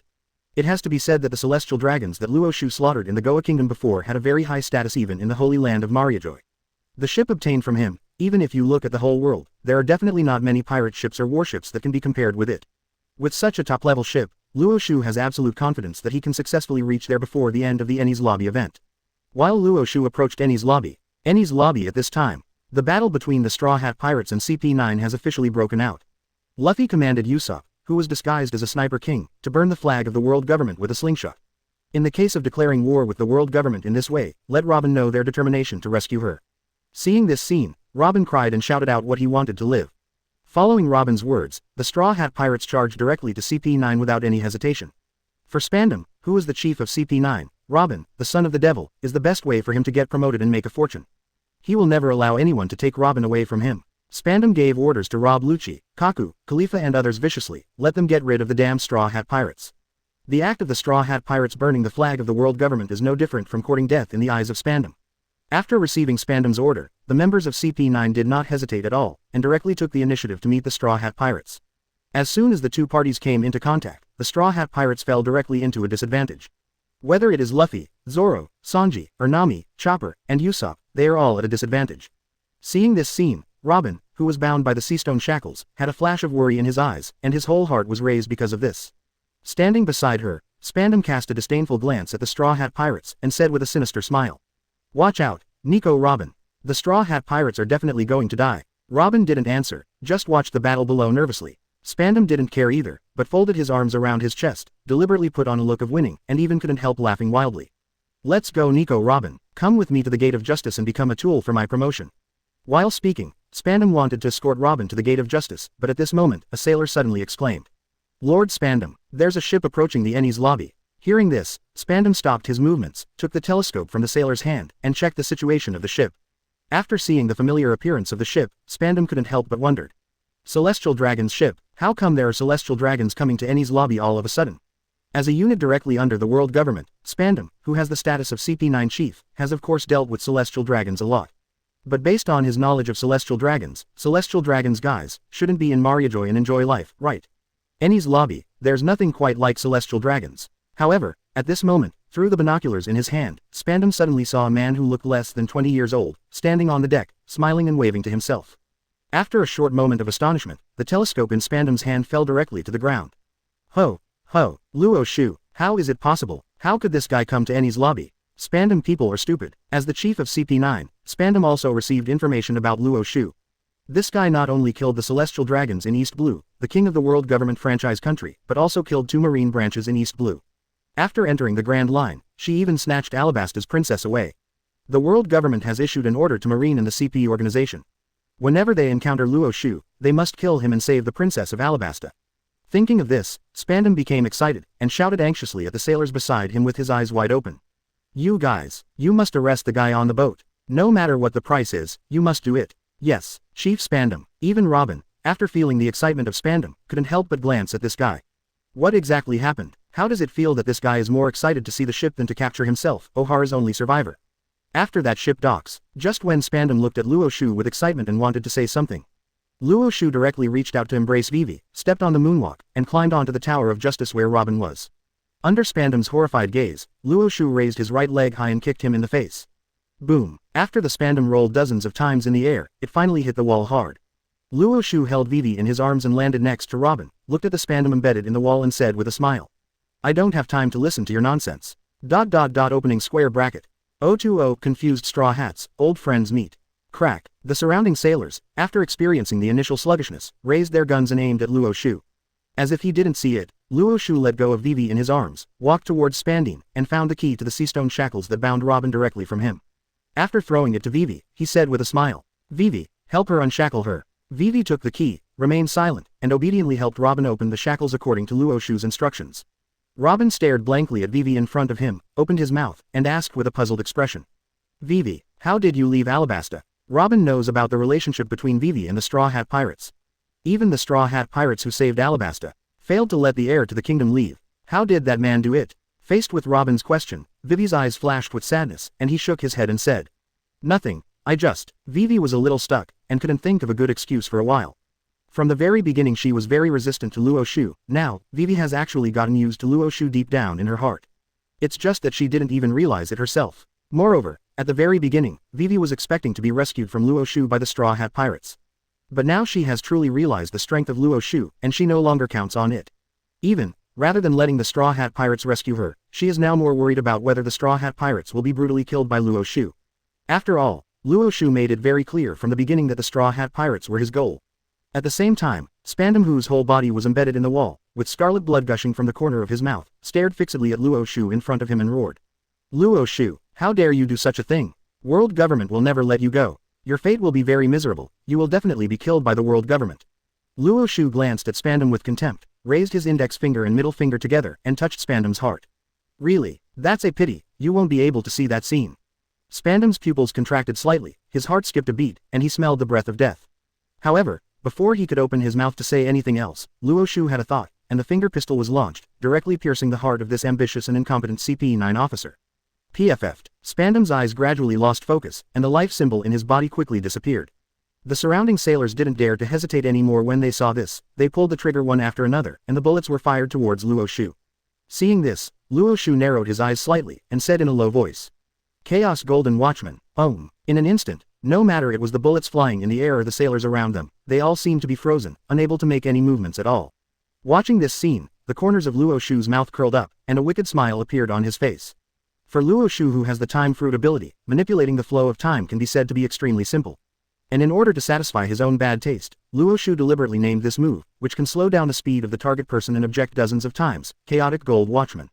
After fixing all these sailors, Luo Xiu didn't waste any time, and directly called them one by one, and solved them one by one. Looking at this scene, Robin, who had just been unshackled by Vivi, couldn't help opening his mouth, and looked at Luo Xiu stupidly.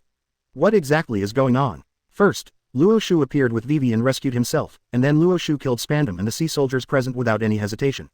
Robin has also seen newspapers and reward orders about Luo Xiu, and knows what this man has done. But she really didn't know what Luo Xiu's purpose was for doing this. Could it be that Luffy and the others know Luo Xiu? With Robin's wisdom, Rao is a little confused about the situation. But no matter what, it was Luo Xiu who saved him, and Robin still bowed slightly to Luo Xiu. "Mr. Luo Xiu, thank you for saving me." Luo Xiu smiled and waved his hands when he heard this. "You're welcome. After all, from now on, you are mine." After Vivi heard this, a look of as expected appeared on his face. From the moment Luo Xiu asked her to open Robin's shackles, Vivi already knew that in Luo Xiu's eyes, Robin was probably the same as herself, Machino, Nuo Chigao, and Kaya. Oh yes, and Nami. In addition, the rest of the Straw Hat Pirates are probably treated differently, right? Thinking of this, Vivi began to sigh for Luffy, Zoro, and Sanji in his heart. With Luo Xiu's power, being targeted by him, the fate of the Straw Hat Pirates may be really miserable. Robin froze immediately after hearing Luo Xiu's words. A look of astonishment appeared on his face. He blinked, and looked at Luo Xiu's tentative question. "Mr. Luo Xiu, may I ask, what do you mean by that?" Luo Xiu's fiery eyes sized up Robin's curvy figure, and said playfully. "Isn't the meaning obvious? From today onwards, you are no longer part of the Straw Hat Pirates. Oh no, to be precise, the Straw Hat Pirates will cease to exist from today on." After the words fell, Robin's eyes trembled, feeling Luo Xiu's extremely hot eyes, and unconsciously took 2 steps back. And at this moment, the change that happened on the Tower of Justice also attracted the attention of the Straw Hat Pirates and CP9 members. After seeing Luo Xiu kill Spandam and undo the shackles that bound Robin, the battle between the Straw Hat Pirates and the members of CP9 all stopped at the same time. Just when Luffy was about to thank Luo Xiu for rescuing his partner, Usopp saw the boat that Luo Xiu was on from the corner of his eye, and also clearly saw Kaya on the deck. Usopp's eyes widened and he exclaimed, "Kaya, how did you come here?" Everyone in the Straw Hat Pirates followed Usopp's gaze, and Nami also saw Nokigao standing beside Kaya. "Nuo Chigao, how did you leave Kokoyashi village? Didn't you tell me before that you wanted to stay in the village?" Nami was stunned. She never thought that she would meet Nuo Chigao at this time. Obviously, Nuo Chigao told her before that for Nuo Chigao, protecting the village is her biggest dream. After all, that's where they lived with Bell Mayer. And Luffy, who has always been nervous and often recognizes people by their characteristics, also recognizes Kaya and Nuo Chigao. But what shocked Luffy the most was Machino standing beside them. Luffy's eyes widened, his head stretched back unconsciously, and his face was full of disbelief and doubts about life. "Machino, Why did you come here? Shouldn't you be in Windmill Village? What's going on? Are you here to find us? It's great to meet you here. Opening square bracket. 021 Don't contact me anymore. I'm afraid Luo Xiu will misunderstand. Ask for flowers, ask for comments, ask for monthly tickets. Luffy really didn't expect to meet Machino here. You must know that for Luffy, Machino is really a big sister who has taken care of him since he was a child. Seeing Machino at this time, of course Luffy was extremely happy. However, what makes Luffy a little puzzled is that, faced with his greeting, Machino forced a forced smile on his face and responded with force. Yeah, it's really good to see you. Compared with when he first left Windmill Village, Machino's mentality has changed drastically. If it was at the very beginning, Machino absolutely doesn't want to meet Luffy, because she knows very well that once she sees Luffy, Luo Xiu will definitely attack Luffy. But after getting along with each other for this period of time, Machino, who has become Luo Xiu's woman, has moved closer to Luo Xiu with all her heart. What's more, Machino discovered to his dismay that if killing Luffy would be beneficial to Luo Xiu. Then she, Machino, actually hoped that this scene could really happen in the bottom of her heart. At this time, Machino couldn't think of letting Luffy escape from here at all. To be precise, it's not just Machino who has this idea. Both Luo Xiu and Kaya gradually became the shape of Luo Xiu, and they began to think about Luo Xiu from the bottom of their hearts.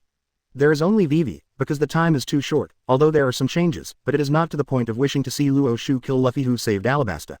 Luo Xiu was naturally well aware of their psychological changes. Even this has already been expected. After all, a young woman, after getting married, will belong to her man whole body and mind. Although Machino, Luo Xiu, and Kaya did not marry Luo Xiu, but in the current situation, rounding up, it is no different from marrying Luo Xiu, right? As if to verify this, Luo Xiu propped her hands on the railing of the deck, watching Nami speak earnestly. Nami, leave the Straw Hat Pirates and stay with me. For you, it's only good for you, it won't do any harm. Kaya has also recognized Usopp hidden under the mask. The gentleness in the past disappeared, but looked at Usopp expressionlessly and said, Usopp, it's better not to say something that is easily misunderstood. Although I am very grateful to you for helping me see through Chloe's identity as a pirate when I was in Zailuobu village, I am more afraid that Luo Xiu will misunderstand. Usopp was dumbfounded when he heard this. Looking at the indifference on Kaya's face, Usopp seemed to know her again. Usopp no longer cared about his disguised status as the bullshit sniper king, and threw the mask away. After taking 2 steps forward, he pointed to his face, looked at Kaya with a forced smile and said repeatedly, Kaya, it's me, I'm Usopp. What happened? Have you misunderstood me? You shouldn't have said such things. Even if you have seen it with your own eyes, you can hear it very clearly. But Usopp still couldn't believe that such a gentle and kind Kaya would show such a cold side to himself. Not only Usopp, Nami also looked at Luo Xiu with disbelief, and asked in a voice. Luo Xiu, what are you talking about? Why on earth did you leave Kokoyashi village and appear here? And why did you say the words to let me leave the Straw Hat Pirates? They are my partners, how could I leave? At this time, even Luffy, who was very nervous and had a bad brain, had already realized something was wrong. Zoro on the side took out the word Hidao from his mouth, turned his eyes to Luo Xiu who was standing on the Tower of Justice, and said solemnly. Stop shouting, Usopp, Nami. The reason why they are like this is probably because of that guy. Sanji took out a cigarette, put it in his mouth and lit it, exhaled a puff of thick white smoke, and said slowly.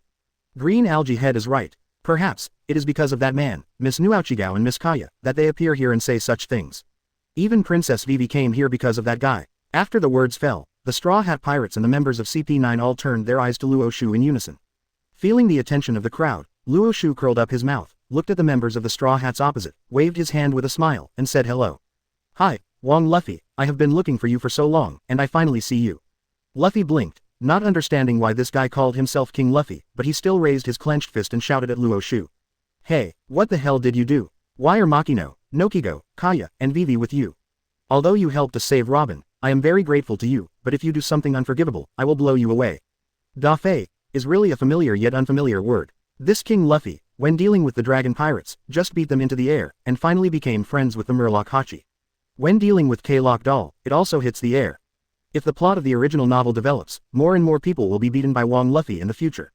Even Luo Xiu didn't know whether to use simple or stupid to describe this Straw Hat Kid. As for why Machino, Luo Xiu, Kaya, and Vivi are with Luo Xiu. A wicked taste rose in Luo Xiu's heart. The corners of his mouth raised, he took Vivi into his arms, and said with a playful look. They will be with me, of course because I forced them. It's not just them. From now on, Nico Robin and Nami don't belong to the Straw Hat Pirates either. The Straw Hat Pirates have no point in existing anymore. While talking, Luo Xiu directly and forcefully embraced Robin on the other side. Robin was already weak because of being restrained by seastone shackles before, and now although she was extremely shocked by Luo Xiu's behavior, no matter how hard she tried, she couldn't break free from his arms. After hearing Luo Xiu's words, and seeing this scene with his own eyes, All the members of the Straw Hat Pirates became angry instantly.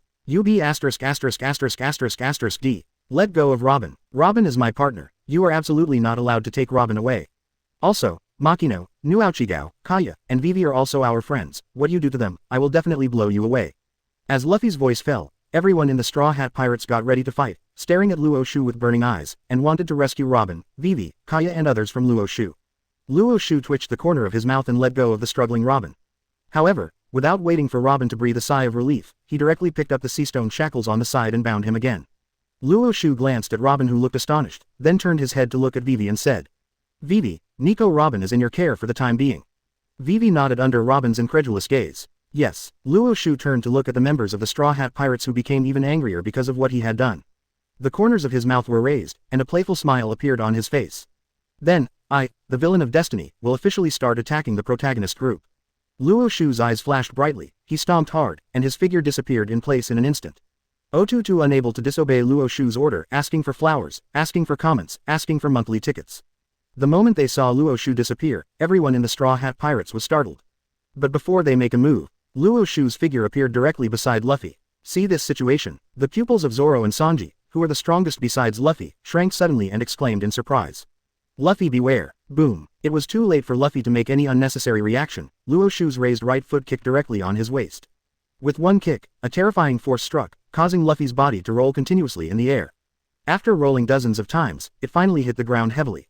Boom. For a moment, Luffy let out a roar of severe pain from the depths of his throat. The faces of Zoro, Sanji, Chopper, Usopp, Nami, and Franky suddenly changed. Although Franky has not yet joined the Straw Hat Pirates, he obviously belongs to the same camp as Luffy, Zoro and others. Seeing that Luo Xiu was going to attack Luffy, Zoro, Sanji and others didn't hesitate anymore, and rushed to Luo Xiu's position immediately. The crowd surrounded Luo Xiu to prevent him from continuing to deal with Luffy. Zoro stuffed Hidao into his mouth again, and directly attacked Luo Xiu. Seeing this, Sanji also stepped on his foot, jumped up high, his right leg was like a battle axe, aimed at Luo Xiu below, and slammed down fiercely. Usopp pulled the slingshot with distorted face and shot at Luo Xiu frantically. Chopper let out a roar, transformed himself into the common people of Renrenguo, and ran towards Luo Xiu. Even Franky blasted his fist made of steel towards Luo Xiu. Facing the attacks of the members of the Straw Hat Pirates, Luo Xiu twitched the corners of his mouth and let out a violent shout. Smash Naruto, In an instant, all their attacks stopped in midair, and the entire time on their bodies stopped. Luo Xiu's eyes flashed brightly, and he stomped hard on Zoro's body, kicking him directly into Sanji, who was in midair. Then he grabbed the fist that Chopper hid in human form, and threw it directly at the weird bullets that Usopp shot with the slingshot. Then he grabbed Franky's fist made of steel and pulled hard. Franky's body uncontrollably slammed into Usopp. In the next second, the time freeze was lifted, and the members of the Straw Hat Pirates flew everywhere. For a while, wailing and screaming continued to sound from the mouths of these guys, and everyone suffered injuries of varying severity. At the same time, Luffy on the other side has also got up from the ground. After seeing his partner being injured by Luo Xiu, he couldn't help but become even angrier. D. Absolutely, unforgivably. The furious Luffy ignored the severe pain from his waist, smashed his fists to the ground, and roared angrily. Second gear. Chi. Luffy uses her feet as a pump to speed up blood flow and strengthen her body. For a moment, Luffy's skin will turn red and steam, as if on a stimulant. After entering the second gear state, both speed and strength have been greatly improved. Without the slightest hesitation, Luffy directly stepped on the ground to create a small hole, and with the help of this force, he rushed straight to where Luo Xiu was. At the same time, Robin, who was on the Tower of Justice, suddenly became nervous and flustered after seeing his partner in crisis. Robin turned his head to look at Vivi beside him, and said anxiously, Vivi, I know you must have been forced to leave Alabasta and follow him because you were coerced by Luo Xiu. But I also know that you, like me, are members of the Straw Hat Pirates. Even if you didn't leave Alabasta with Luffy and the others, your friendship with them hasn't changed. Seeing that Vivi pursed his lips because of his own words, he did not answer. Robin seemed to feel hope, and hurriedly continued to persuade. Vivi, you have to trust Luffy and the others, believe that they will be able to rescue you from Luo Xiu. So, help me break the shackles, and I will help Luffy and the others defeat Luo Xiu and free you from him. Robin looked at Vivi in front of him with bright eyes, sincerity was written all over his face. However, to Robin's disappointment, in the face of her persuasion, Vivi was silent for a moment, and finally shook his head and said, Sorry, I have no way to disobey Luo Xiu's order. Robin's face collapsed, and his eyes became very disappointed. She really couldn't understand what Luo Xiu did to the princess, so that Vivi didn't even dare to let herself go. Obviously she heard from Nami that Vivi is also their partner. But why, not long after the Straw Hat Pirates left Alabasta, did Vivi become what it is now? What happened during this period? as if aware of the thoughts in Robin's mind. After taking a look at Luo Xiu, who knocked Luffy to the ground with a casual slap, Vivi sighed, turned her head to look at Robin and said softly, "Robin, if you haven't experienced it, you won't understand. But since Luo Xiu has already said that he wants you to be his, it means that you will not be able to escape this fate." Robin bit his lip, looked at Vivi in front of him, and felt the pity in Vivi's eyes. Robin took a deep breath and spoke righteously. "No matter what he wants to do, I will never treat my former partner in this way like you." After Luffy brought the Straw Hat Pirates to Enies' lobby to rescue himself, and even burned the flag of the world government for this, and released the rhetoric of going to war with the world government, Robin has already fully recognized them and regards them as his most important partners. Faced with Robin's accusation, Vivi just kept silent and looked down at Luo Xiu, who was crushing the Straw Hat Pirates. At the same time, those CP9 members also got together. Kaku glanced at Luo Xiu in the field, then turned his head to look at Lu Chi and asked in a low voice, "Lu Chi, what shall we do? Should we continue to capture Nico Robin, or deal with Luo Xiu, who was arrested by the world government himself?" Spandam has been killed, among them CP9 members. Only Lu Chi's words can convince the public. Jabra, Khalifa, Bluno, Fukuro and others also turned their attention to Lu Chi, wanting to know what they should do now. Lu Chi was silent for a moment, when he saw Luo Xiu easily slap Luffy's second gear to automatic shutdown. He also smashed one of Zoro's knives with a punch, and the terrifying force caused Zoro's body to hit Sanji uncontrollably, causing the two of them to roll and fly out together. Lu Chi's pupils shrank slightly, his fists were clenched, and he said in a deep voice, "For the time being, join forces with the Straw Hat Pirates. After defeating Luo Xiu, we will deal with the Straw Hat Pirates and capture Nico Robin." Hearing this, all the members of CP9 looked at each other and nodded heavily at the same time. "Yes, 023, just step on the horse and you want to become the One Piece, right?" For Rob Lucci, Nico Robin is certainly the son of the devil that the world government wants to capture. But Luo Xiu, a vicious guy. But there is a greater threat. In East Blue alone, they killed the Celestial Dragons and the king of the countries that joined the world government. After entering the Grand Line, he even forcibly kidnapped Alabasta's only heir. If you let it go, maybe you will do something crazier in the future. Anyway, in Lu Chi's eyes, the Straw Hat Pirates are just a pirate gang that can be easily dealt with. Then pretend to join forces with the Straw Hat Pirates to eliminate Luo Xiu, and then turn around and deal with Nico Robin and the Straw Hat Pirates. Led by Lu Chi, a group of CP9 members joined the battlefield one after another and surrounded Luo Xiu again. They obviously wanted to fight life and death before, but in the blink of an eye, they became united teammates. Luffy, who was released by Luo Xiu's slap to the second gear, got up from the ground, panting heavily, and looked at Luffy, who stood in front of him. Before Luffy could speak, Lu Chi stared at Luo Xiu, who was opposite, and said coldly without turning his head, "Don't get me wrong, Straw Hat. After Luo Xiu is solved, we will not let Nico Robin and you Straw Hat Pirates go." Luffy grinned and said loudly, "No matter what, I will never allow anyone to take Robin away. I'm Monkey D. Luffy, the man who wants to become One Piece. How could someone snatch my partner away?" Lu Chi snorted coldly when he heard this, and just as he was about to say something, Luo Xiu, who was opposite him, suddenly disappeared in place. Lu Chi was startled, his body tensed instantly, and he put on a gesture of going all out. However, in the next second, Luo Xiu suddenly appeared on top of Luffy's head, raised his right leg and hit Luffy's head. Boom! Accompanied by a dull sound, Luffy let out a shrill howl, and the whole person rolled uncontrollably in the air. Just step on the horse and you want to become the One Piece, right? PFF'd. After Luffy hit the ground, a stream of scarlet blood spewed out from his mouth, and he felt as if his head was about to explode. That is, at the last moment, Luo Xiu deliberately withdrew his strength. Otherwise, this Wong Luffy's head might really shatter like a watermelon. And the reason why Luo Xiu didn't kill Luffy directly is because in Luo Xiu's eyes, Luffy is also a very good tool man. In Luo Xiu's opinion, the Summit War is indeed indispensable, but if it is like the original plot, it would be too boring. If this Straw Hat Kid is placed on the execution platform of Naval Headquarters with Fire Fist Ace, the forces that can be attracted will definitely not be the only Whitebeard pirates. How could the Revolutionary Army and the Red Hair pirates just watch Luffy die? What makes Luo Xiu most curious is, when the two grandsons are going to be publicly executed together, what choice will the marine hero make? Thinking of that scene, Luo Xiu, the villain of Destiny, couldn't help grinning. And the most important thing is, the bigger the commotion of the Summit War, the more benefits Luo Xiu can get from it. Luffy. Seeing this, Zoro, Sanji, Usopp, and Chopper and others changed their expressions and shouted at Luffy. From the beginning to the end of this so-called battle, their Straw Hat Pirates were crushed by Luo Xiu alone. It can be said that everyone has been injured in varying degrees, and the most serious one is of course the Captain Luffy. Now Luffy was kicked on the head by that nasty guy Luo Xiu again, which made them extremely worried about Luffy's safety. And in order to prevent Luffy from being killed by Luo Xiu just like that, so that the opponent can join forces with their CP9 to deal with Luo Xiu. Without any hesitation, Lu Chi let out a low growl, using the ability of Zone Mao Mao Fruit Leopard form, and entered the human beast form. Lu Chi in human beast form has grown in size, and his speed and strength have also been greatly improved. Kaku, Jabra, Nugget, Khalifa, Bluno, Fukuro and others also stood in front of Luo Xiu together with Lu Chi. Lu Chi growled without looking back. Straw Hat Boy, are you dead? If you're not dead, come join us and get rid of Luo Xiu first. After coughing up a mouthful of blood, Luffy forced himself to get up, shook his head, and responded. I'm fine, I will definitely beat this guy up with my own hands. Lu Chi unconsciously breathed a sigh of relief when he heard the words. Although it has not yet been formally fought, but he can also clearly feel, if only relying on their CP9 members, it is absolutely impossible to be the opponent of this guy Luo Xiu.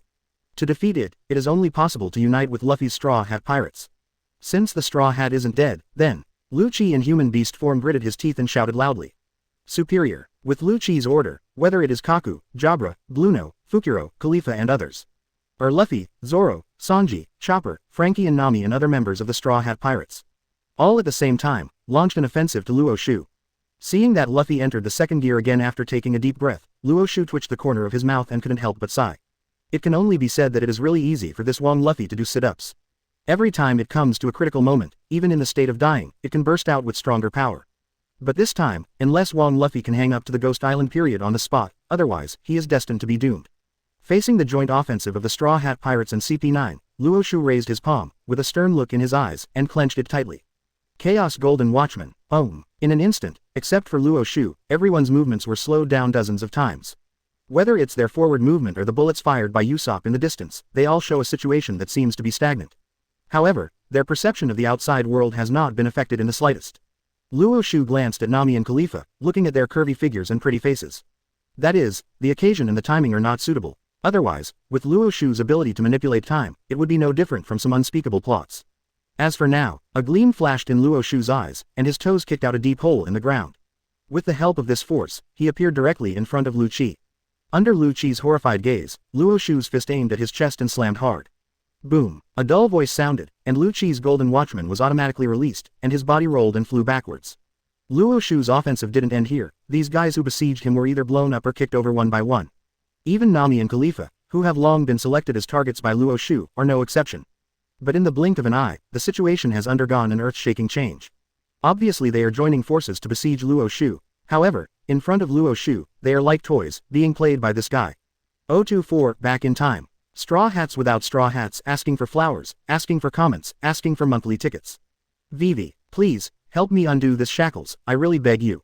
You are obviously also a member of the Straw Hat Pirates, why did you do such a thing? On the Tower of Justice, Robin kept pleading to Vivi beside him. She has seen the situation below. Even though the Straw Hat Pirates have teamed up with those CP9 people, they were still completely crushed in front of Luo Xiu. Whether it is Luffy, Zoro, Sanji, or Chopper, Usopp, Nami, etc., they have all suffered injuries of varying severity. In Robin's eyes, Luo Xiu's moves are all aimed at killing Luffy and the others. If it continues like this, I'm afraid it won't be long before Luffy and the others will really die in the hands of Luo Xiu. She just recognized Luffy and Nami, and regarded the Straw Hat Pirates as her true partners. Is it possible that you are going to watch your partners die now? Vivi, it's Luffy and the others who rescued Alabasta from K. Lockadar. Even if you no longer recognize your partner status with them, do you want to treat the benefactor who saved Alabasta in this way? Facing Robin's accusation, Vivi's eyes became a little sad, and he said in a low voice. Don't you see that in front of Luo Xiu, it is impossible for the Straw Hat Pirates to continue to exist? Robin was furious when he heard this. Even so, I will at least face it with my friends. It's not like you, escaping in this way, even helping Luo Xiu in dealing with your former partner. Vivi's face froze, and the expression on his face gradually became cold. At this moment, Vivi no longer avoided Robin's gaze, but looked at Robin without fear, saying word by word.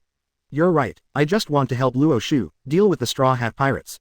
For Vivi, after going through the initial resistance and hatred for Luo Xiu, these days, she has unconsciously begun to sink into it. Luo Xiu, the demon who used Alabasta to threaten her, has slightly surpassed his former partner in his heart. And Robin's words are undoubtedly the last straw that broke the camel's back. The moment Vivi left Alabasta, she had already decided not to be weak anymore. Now even if she knew her choice might be wrong, she still had to go all the way to the dark. Vivi, a gentle and kind princess, has completely transformed into the shape of Luo Xiu. Feeling the aura emanating from Vivi in her indifferent expression, Robin involuntarily took 2 steps back. You, how did you become like this? Robin's eyes were full of disappointment, looking at the princess who once belonged to the Straw Hat Pirates. Under the blowing of the sea breeze, Vivi's long blue hair fluttered freely in the air, while the princess stared at Robin in front of her coldly, and said indifferently. Don't look at me like that, you'll be like me soon. At that time, you will know why I did this. Vivi, who has experienced it firsthand, knows it all too well. Now that Robin has become Luo Xiu's target, she is destined to become like herself. From the resistance at the beginning, to the gradual adaptation, until the end, the whole body and mind will belong to the demon Luo Xiu. This kind of fate is something Robin can't escape. Robin's face changed, and just when she was about to say something, Vivi ignored her and turned her gaze to the battlefield below. Because, the Straw Hat Pirates and those CP9 members are on the brink of destruction. Originally, Luo Xiu's strength was far superior to that of the Straw Hat Pirates and CP9 at this time, coupled with the powerful Time Fruit ability. What's more, these guys have no ability to resist at all in front of Luo Xiu and can only be beaten passively. Luffy was beaten so badly by Luo Xiu that his nose was bruised and his face was swollen, his whole body was shaking, and he couldn't even get up from the ground. Luo Xiu had already smashed the good sword that Zoro got from Rog Town, leaving only the two swords of third-generation Gushin He Dao Yiwen. Sanji's left leg, after kicking against Luo Xiu, was directly broken by Luo Xiu's kick, and he was limping towards Zoro at this time. Usopp's slingshot was broken, and after being slapped by Luo Xiu, his face was swollen like a pig's head, and his eyesight became swollen. Chopper had almost lost consciousness, lying on the ground with blank eyes, and had no strength to get up. Frankie's iron fist was also pulled off by Luo Xiu. Both arms were fine, but even without the palm, his body became tattered and dilapidated. Even Nami's body was burning hot, and the pain was constantly transmitted from all parts of the body to his mind. Fuku, Fukuro, Jabra, Bluno, and Kaku have been slaughtered by Luo Xiu and become 5 corpses on the ground. Among the members of CP9, only Lu Chi and Khalifa are left alive. The most unacceptable thing for the Straw Hats was that Luo Xiu, who clearly had the power to kill them easily, did not do so. Instead, it's like playing with children, relying on that powerful power and the ability to control the flow of time to play with them. What they didn't know was that the reason why Luo Xiu did this was because he could get rewards uninterruptedly. Only those worthless guys were directly slaughtered by Luo Xiu. Luo Xiu held a straw hat in his hand, which he snatched from Luffy's neck. And Luo Xiu's action made everyone in the Straw Hat Pirates raise their hearts. They know better than anyone else how precious Luffy is to this straw hat. Give me back the straw hat. Luffy lay on the ground. No matter how hard he struggled, he couldn't get up successfully. He could only stare at Luo Xiu with his eyes, and then screamed at Luo Xiu. Feeling Luffy's anger, a playful smile appeared on Luo Xiu's face, and he said with a smile. Then, give it back to you. Chi chi chi. Under all eyes, Luo Xiu held the straw hat with both hands, pulled it directly to the sides, and instantly snapped it off. Not only did Luo Xiu's actions not end there, but with a gentle smile on his face, he tore the straw hat bit by bit until it was torn into countless pieces. After appreciating the straw hat fragments, he casually threw them into the burning fire nearby. Boom. In an instant, the straw hat that runs through the entire One Piece was burned to ashes by the flames in the blink of an eye. Even if you want to restore it, it is impossible. Looking at the fragments of the straw hat that were burned to ashes by the flames, Luffy cried out in despair. Even the members of the Straw Hat Pirates watched this scene, and their chests were instantly filled with anger and despair. Without this straw hat, can they still be called the Straw Hat Pirates? Host ravages the Straw Hat Pirates, destroys the Straw Hats, and gets a reward, back in time. Host ravaged CP9 members, obliterated Kaku, Bluno, Jabra, rewarded, complete Marine 6 styles. Luo Xiu listened to the system sound in his mind, the corners of his mouth curled up, and a chilling smile appeared on his face. Even these CP9 people occupy a lot of pen and ink in the plot of the original work. It is precisely because of this that even if he just dealt with these guys, Luo Xiu got the complete Marine 6 styles. As for the time reversal obtained by the Raging Straw Hat Pirates, as the name suggests, it refers to the special ability to return an object or a state of a certain range to a certain point in time before. In other words, it is only because Luo Xiu's development of the Time Fruit ability is still too shallow that time can only go back to this level. Otherwise, the magic skill of turning back time is much more powerful than imagined. Even if it is just to abuse them, instead of directly killing the members of the Straw Hat Pirates, you can get such a generous reward. It can only be said that the protagonist group is still the protagonist group after all. In this case, wouldn't it be a bit of a loss to kill the world's largest fat sheep and Straw Hat Pirates before balding them?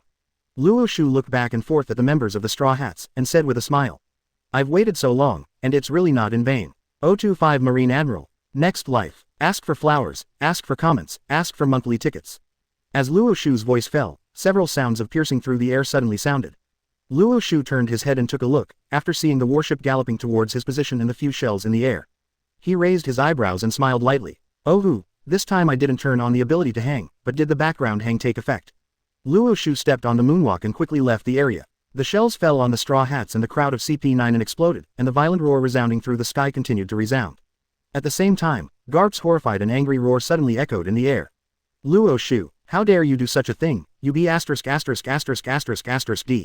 This old man must kill you with his own hands. Luo Xiu glanced at the Straw Hat Pirates and the CP9 people who were blown away by the shells, except Nami who was only affected by the aftermath because of the distance. Luffy, Zoro, Sanji, Usopp, Frankie, and Chopper were all bombed.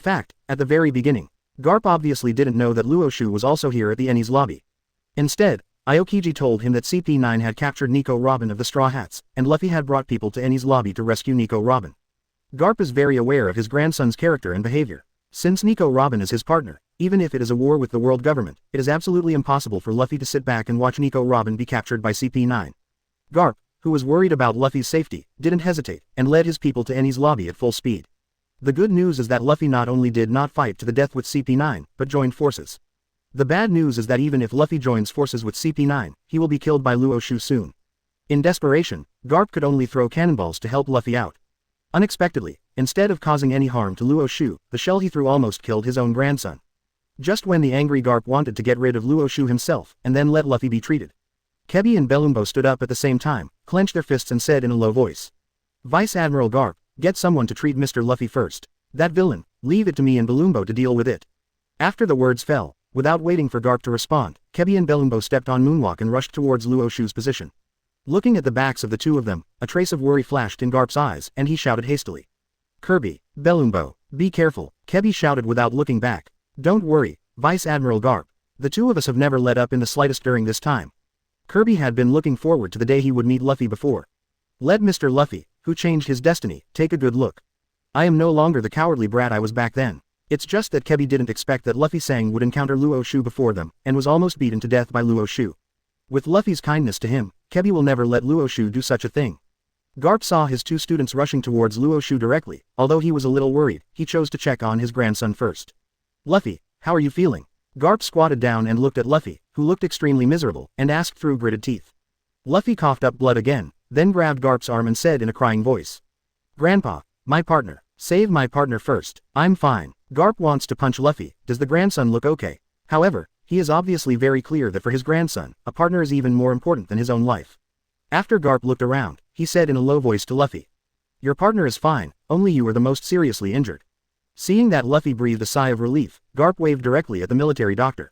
Come here and help them all bandage and treat them. Yes, Vice Admiral Garp. Just when Garp was relieved and wanted to deal with Luo Xiu, Luffy did not let go of his arm, but said anxiously. Grandpa, that guy he took Machino away from Windmill Village by force. You must save Machino from him. Machino. Garp was startled when he heard this, and quickly turned his head to look at the ship that Luo Xiu got after killing the celestial dragons. After seeing Machino standing on the deck, Garp's face suddenly became more gloomy. For Machino, a descendant from the same village, Garp naturally knows very well. He also knew that when he was not in Windmill Village these years, apart from Dayton and his gang taking care of Ace and Luffy, Machino also took good care of them. Although Garp didn't understand exactly what happened, but he can also guess. The reason why Machino appeared here must be because he was coerced by that D Luo Xiu. What's more, even his hometown, Fengche Village, didn't know if Luo Xiu had ravaged it. Thinking of this, Garp's face instantly became extremely cold. After taking a deep breath, he nodded heavily and said in a deep voice. Don't worry, I'll save Machino from that D. Hearing this, Luffy finally breathed a sigh of relief and let go of Garp's arm. Luffy knows his grandfather very well, and also knows how powerful his grandfather is. With Grandpa taking action, Luo Xiu, that D, there is absolutely no way to continue to be arrogant. However, at this moment, an exclamation made Garp and Luffy turn their heads with ugly expressions at the same time. Belumbo. Garp and Luffy suddenly turned their heads to look, and were horrified to find that Luo Xiu was holding the knife he had snatched from Belumbo, and cut off his neck with a single blow. After seeing this scene, Garp's pupils shrank suddenly, and his eyes instantly turned red. The marine hero couldn't care less about anything else. He stomped hard and rushed towards Luo Xiu's position. Coby and Belumbo can be said to be his last two students. Now that Beru Meber has been killed by Luo Xiu, there must be no more accidents for Coby. Kirby, get away from that B asterisk asterisk asterisk asterisk asterisk D. Unfortunately, after seeing Belumbo be beheaded by Luo Xiu with his own eyes, Keby's face instantly became extremely ferocious. But to Kirby's horror, no matter how hard he tried, he couldn't get his legs to move. It seemed that his limbs had become useless because of fear. No, you can't just die like this. Absolutely not. My agreement with Mr. Luffy has not been fulfilled. I have not become a Marine Admiral. How can I die here? Keby growled ferociously, and his legs were finally able to move. This made Keby's face flash with surprise, and he wanted to step away from here without hesitation. However, in the next second, a cold blade was directly attached to his neck. Feeling the horror and fear in Keby's eyes, Luo Xiu said with a smile. Be a Marine Admiral. I hope you can do it in your next life. PFF'd. The sound of the blade tearing flesh was heard, and before the Deserter King could speak again, Keby's severed head rolled in the air. A neat cut appeared on Kevin's headless neck, and hot scarlet blood was rushing out from it. In the Summit War, the famous scene of scolding Marine Admiral Akainu as a deserter may not be able to be staged. 026 The powerful blessing of time fruit, ask for flowers, autumn evaluation, ask for monthly pass. Kirby, whether it was Garp, the sailors under his command, or Luffy, after seeing this scene, they all couldn't help shouting. It never occurred to them. This guy Luo Xiu would be so ruthless that he dared to behead both of his students without hesitation in front of Vice Admiral Garp. In an instant, Garp's eyes turned red, and he ran towards Luo Xiu with a more ferocious expression. And at the same time, the voice of the system sounded again in Luo Xiu's mind. Host decapitated Keby, Beru Meber, and received a reward, Observation Hockey Promotion, foreseeing the future analogous to category Observation Hockey Strength. Can you foresee the future level of Observation Hockey? Luo Xiu glanced at the separated corpses of Keby and Belumbo, the corners of his mouth were slightly raised, and a strange smile appeared on his face. It can only be said that the rewards brought by these two guys are indeed somewhat beyond Luo Xiu's expectations. But if you think about it carefully, it is quite reasonable. Either way, these two guys are prime examples of Luffy, the king of the lick, licking everything he wants. Of these two top players, one was a waste who only knew how to be a dominator in the early stage, and the other was to rely on his own strength to make Marine fall short in the Summit War. But even so, he ended up being one of the new Marine heroes, one of the Marine Admiral candidates. It's outrageous to the point of heinous. Seeing that they brought him such a generous reward, Luo Xiu didn't bother with them anymore. Just because Luo Xiu doesn't care, doesn't mean Garp will be indifferent. UB asterisk asterisk asterisk asterisk asterisk D. Let the old man die. The furious Garp rushed in front of Luo Xiu, raised his iron fist, aimed at Luo Xiu's head and smashed it. Facing Garp's angry blow, Luo Xiu grinned and shouted violently. Chaos Golden Watchman. For a moment, Garp felt that his movements were slowed down dozens of times. Obviously Luo Xiu was right in front of him, but his fist couldn't land on Luo Xiu's head at all. Without the slightest hesitation, Luo Xiu raised the knife he snatched from Belumbo, pointed it at Garp and chopped it down. Seeing this situation, Garp's pupils shrank suddenly. With a roar in his heart, his eyes suddenly became violent, and he directly broke free from the time fruit ability that bound his body. He swung his fist and smashed the knife that Luo Xiu swung. Boom! With one punch, the knife in Luo Xiu's hand was directly sent flying. Watching Garp swing his fist again, Luo Xiu twitched the corners of his mouth and directly manipulated the flow of time to slow down Garp's movements again. He dodged Garp's blow lightly. The time fruit ability is indeed very powerful, but it cannot make up for the huge gap between Luo Xiu and Garp, the Marine hero. Luo Xiu knew very well that although Garp is old, his strength has not declined because of this. Even compared with the current Marine 3 Admiral, Garp will definitely not be inferior in the slightest. Garp stared at Luo Xiu across the way with his eyes wide open, and growled in anger. Luo Xiu, UB asterisk asterisk asterisk asterisk asterisk D, why have you been hiding? Didn't you tell Sengoku earlier that our Marine should wait for you on the Grand Line? Now why are you not as arrogant as before? As Garp spoke, he attacked Luo Xiu again. However, under the effect of the time fruit ability, let alone kill Luo Xiu, as long as Luo Xiu doesn't want to, he can't even touch Luo Xiu's closed Kakuzu. In battle, the advantages brought by the time fruit ability are really too great. From time to time, Luo Xiu gave Garp a slow effect, and added a speed buff to himself. Either pump your fist or kick Garp. It's just that the power that Luo Xiu possesses at this time can cause too little damage to Garp, and it can't play a decisive role at all. Based on the strength gap between Luo Xiu and Garp, to defeat Garp in this battle, only to try to make Garp lose his mind and expose himself to a fatal flaw. Thinking of this, Luo Xiu looked at Garp with a smile and said playfully. Vice Admiral Garp, I heard that Bandit Decken from Windmill Village is an old acquaintance with you, right? Even before they died, they have been trying to use your name as a Marine hero to intimidate me. Hearing this, Garp's pupils dilated suddenly, his face twitched, he gritted his teeth and looked at Luo Xiu and growled. What did you do to Decken? Luo Xiu looked at the furious Garp with great interest, and teased. Didn't you say that before they died, of course they were already dead? It's just that their bodies were left in Machino's tavern, and Machino was taken away from Windmill Village by me. Just curious, did anyone bury their bodies? At the end, Luo Xiu said excitedly while resisting Garp's fist. By the way, Vice Admiral Garp, I originally thought about killing all the people in Windmill Village. In the end, Machino was willing to sacrifice himself and save other people in the village. Don't you think it's touching? As soon as the words fell, Garp's face instantly became hideous and distorted. The whole person was like a raging lion, roaring and launching an extremely crazy attack on Luo Xiu.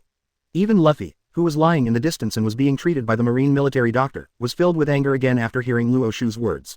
But at this time, Luffy didn't even have the strength to get up. Instead, because of his anger, he started to cough violently, and he coughed up blood continuously. "You be asterisk asterisk asterisk asterisk asterisk D. How dare you do such a thing? This old man must kill you himself. This old man wants to avenge Coby, Bellemere, and the 2 branches of East Blue that you slaughtered." Hearing this, Luo Xiu's eyes instantly became extremely cold. "Revenge? Haven't you been informed of the actions of the first East Blue branch that I wiped out? As for the other one, someone begged me to help her kill her enemy. After all, the reason why the dragon pirates can continue to exist is because someone in your marine colluded with them." Nami on the other side was stunned for a moment after hearing Luo Xiu mentioning the dragon pirates, and then, as if thinking of something, he scratched his head and looked at where Nojiko was, and murmured. "As the marine branch that Luo Xiu mentioned belonged to that B asterisk asterisk asterisk asterisk asterisk D Colonel Mouse. It's you, Nojiko, who asked Luo Xiu to kill those bastards." Garp knew that Luo Xiu was deliberately stimulating himself in this way, but after hearing these words, his mood still became heavy unconsciously. Before he could open his mouth to refute, a mocking smile appeared on Luo Xiu's face again. "You, the so-called marine hero, have raised the son of a leader of the revolutionary army and 2 grandsons who were pirates. You were really just enough." Luo Xiu's words made Garp's pupils dilate suddenly, and he froze involuntarily. How is it possible? How could you know such a thing?" Luo Xiu's eyes flashed brightly, and he said with a low drink in his heart. Smash Naruto. In an instant, Garp was frozen in place, and Luo Xiu jumped up high, raised his right foot, aimed at Garp's head and kicked it loudly. Boom. Stepping down, the unsuspecting Garp rolled and slid to the ground in an instant.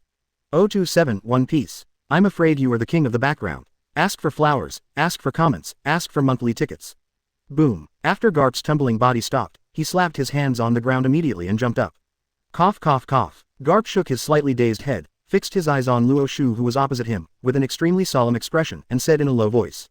"Who are you? How did you know those things?" Garp's clenched fists kept making creaking noises, and his face became extremely gloomy. He couldn't figure it out. How did Luo Xiu know about this kind of thing? To know that even in Marine, only those real high-level people know that Dorag is the son of his marine hero. Fire Fist Ace, the captain of the 2nd Division of the Whitebeard Pirates, is his raised grandson. According to the information he received, Luo Xiu, before this, was just a guy who grew up in a small village in East Blue. He shouldn't know this kind of secret no matter what. Facing Garp's question, Luo Xiu twitched the corner of his mouth and said jokingly. "How I know is not important. What is important is that Fire Fist Ace has another identity. Shall I help you promote it?" Swish. In an instant, Garp's pupils dilated suddenly, his heart was terrified, and his heart was completely filled with horror. Even Sengoku and the others don't know about Ace's identity, how did Luo Xiu know about it? Crack crack. Garp's clenched fist kept making noises, and his face suddenly became ferocious. The marine hero didn't hesitate anymore, he stomped hard, and with the help of this huge force, he rushed towards Luo Xiu's position. Regardless of where Luo Xiu learned about the identity of Ace, this guy absolutely cannot continue to live. Otherwise, once Luo Xiu leaks Ace's identity, it will bring huge troubles. At that time, even he, the marine hero, will definitely not be able to keep Ace. Looking at the crazy Garp, Luo Xiu relied on the time fruit ability to deal with him, and said with a smile.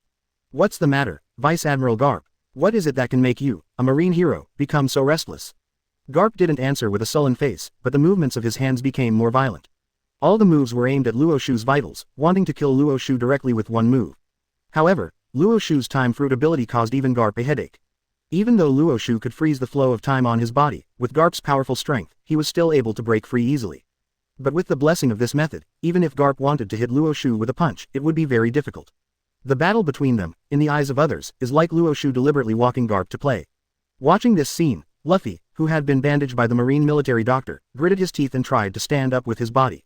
"I'm going to help Grandpa. I'm going to beat that B asterisk asterisk asterisk asterisk asterisk D away with my own hands." Seeing this, the military doctor on the side directly pushed Luffy back to the ground, and said in a deep voice. "Don't make trouble. Just now, you have seen the fate of Coby and Beheading with your own eyes. If you go over now, you will only distract Vice Admiral Garp and become a burden to Vice Admiral Garp." The members of the nearby Straw Hat Pirates also talked to persuade Luffy to let him give up this idea. Anyway, Garp is stronger than Luo Xiu, they just need to take care of themselves. Seeing this, Luffy gritted his teeth, fixed his eyes on Luo Xiu opposite, and then said hastily as if thinking of something. "By the way, Robin is still on that tower. Hurry up and save Robin too. And Vivi, Machino, Luo Xiu, and Kaya. Luffy's words reminded these Straw Hat Pirates. However, the members of the Straw Hat Pirates at this time have almost lost their ability to move, which is not enough to support them to go to the Tower of Justice to rescue Robin. I can only entrust this matter to the sea soldiers present. After being silent for a long time, the sailors took a deep look at Luffy and rushed directly towards the Tower of Justice. The rest of the sailors surrounded Luffy and the members of the Straw Hat Pirates to prevent Luo Xiu from threatening Vice Admiral Garp with them. Nami looked at Luo Xiu standing on the deck of the ship, clasped his hands on his chest, and murmured nervously. Luo Xiu, it's okay, we will rescue you. Usopp, whose face was swollen like a pig's head, also looked at Kaya's position and said bitterly. That guy dares to force Kaya. I will never let him go. While the Straw Hat Pirates condemned Luo Xiu, Lu Shu and Khalifa on the other side also saw the sailors who went to the Tower of Justice to rescue Robin. Lu Shu gouged out Luffy, who was surrounded and protected by the sailors, and said coldly. I really didn't expect, Straw Hat Boy, to have such a background. No wonder he would be so bold as to burn the flag of the world government, and even brazenly said that he would go to war with the world government. Got it all. No wonder what the Straw Hat Boy said before, when he was Monkey D. Luffy, the man who was going to be the One Piece. Lu Shu felt that this surname was very familiar. Now think about it, Monkey D, isn't that the last name of Garp? One Piece, I'm afraid he is the king of the background, right? Khalifa pushed his eyes, and a trace of indignation also flashed in them. This guy Garp is obviously a marine hero, but his grandson did this kind of thing. Even now, the sailors under his command are even protecting the Straw Hat Pirates. Is this something a marine hero should do? While the sailors were in action, Luo Xiu had also noticed this. With his current strength, it is still somewhat unrealistic to defeat Garp. And with Garp present, Luo Xiu wants to capture Luffy and let him be publicly executed by Marine together with Ace, which is not so difficult. In this case, Luo Xiu saw that Garp punched him again, and instead of dodging, he punched him directly, and with the help of Garp's huge strength, his body began to retreat directly. The direction Luo Xiu backed out happened to be where Lu Shu and Khalifa were. Lu Shu was startled when he saw this, and immediately wanted to attack Luo Xiu, but Luo Xiu moved faster than him, and kicked Lu Shu's chest. Boom! Lu Shu, who was kicked into the air, rolled and smashed towards the positions of the sailors, while Luo Xiu stretched out his big hands directly, like iron tongs, and imprisoned Khalifa's arms. Just when Luo Xiu was about to leave with Khalifa, suddenly, as if thinking of something, he raised his right foot and kicked directly at a saber beside his foot. Laugh! The sound of piercing the air sounded, and the saber galloped towards the position of the Straw Hat Pirates. The formation of the sailors was messed up by Lu Shu just now, and they didn't block the saber at the first time, and the tip of the saber directly hit Usopp's position. PFF'd. The sound of the blade piercing through flesh and blood sounded. Usopp's face was swollen like a pig's head, and his heart was pierced instantly. Usopp. After the initial fear, the members of the Straw Hat Pirates all rushed towards Usopp in a panic. Seeing this, the corners of Luo Xiu's mouth curled up slightly, and a satisfied smile appeared on his face. Stepping on Moonwalk, he rushed to the Tower of Justice with Khalifa, a member of CP9. Garp, who wanted to pursue him, was slowed by Luo Xiu's time fruit ability, and he could only watch Luo Xiu appear on the Tower of Justice. Holding Vivi in his arms with one hand, holding the shackles that bound Robin and Khalifa's arms with the other, he went straight back to the deck of the ship. Luo Xiu steered the boat under his feet towards the distance at full speed, and said loudly to Garp with a smile on his face. Vice Admiral Garp, be sure to take your grandson with you. Otherwise, next time I meet them, they won't be so lucky. 028 Marine Hero. Marine Scum. Ask for flowers, ask for comments, ask for monthly tickets. Host kills Usopp and gets a reward. Observation Hockey Strength Increase foreseeing future time growth. When this voice sounded in Luo Xiu's mind, Usopp was already doomed to die. It's just that the Straw Hat Pirates haven't reacted yet. Robin. After seeing Luo Xiu take Robin away, the members of the Straw Hat Pirates directly pushed away the sailors who surrounded them, and roared angrily at the departing ship. Unfortunately, however, faced with their yelling, Luo Xiu smiled even wider, directly embraced Robin in his arms, and waved his hands with a smile. Straw Hat Boy, your partner, I will accept it. This time the meeting ceremony is Robin, but next time, it will be Nami's turn. Miss Nami, you must be ready. Looking at the playful smile on Luo Xiu's face, Nami swallowed unconsciously, with a flustered look on his face. Chopper, who was the ship's doctor, squatted beside Usopp, looking at the saber piercing through Usopp's heart, and the blood gushing out of his chest. Tears began to flow down. Usopp, you must persevere. I'll treat you right away, and I can definitely cure you. The other members of the Straw Hat Pirates also gathered around, looked at Usopp, and began to cry softly. Lying on the ground, Usopp's face was swollen like a pig's head. He seemed to be able to smell the breath of death, and clearly felt that the signs of life in his body were rapidly passing away. Scarlet blood kept gushing out of Usopp's mouth, while clutching Chopper's palm in fear, he asked crying. Chopper, am I dying? Chopper's tears kept dripping, shaking his head and crying. No, Usopp, I will definitely cure you. Instead of being comforted, Usopp became even more frightened. I haven't become a heroic sea warrior like my father. I really don't want to die. Usopp, After hearing Usopp's words, whether it was Luffy, Chopper, Sanji, etc., they all couldn't help crying and shouting. And their cries obviously added to the panic for Usopp.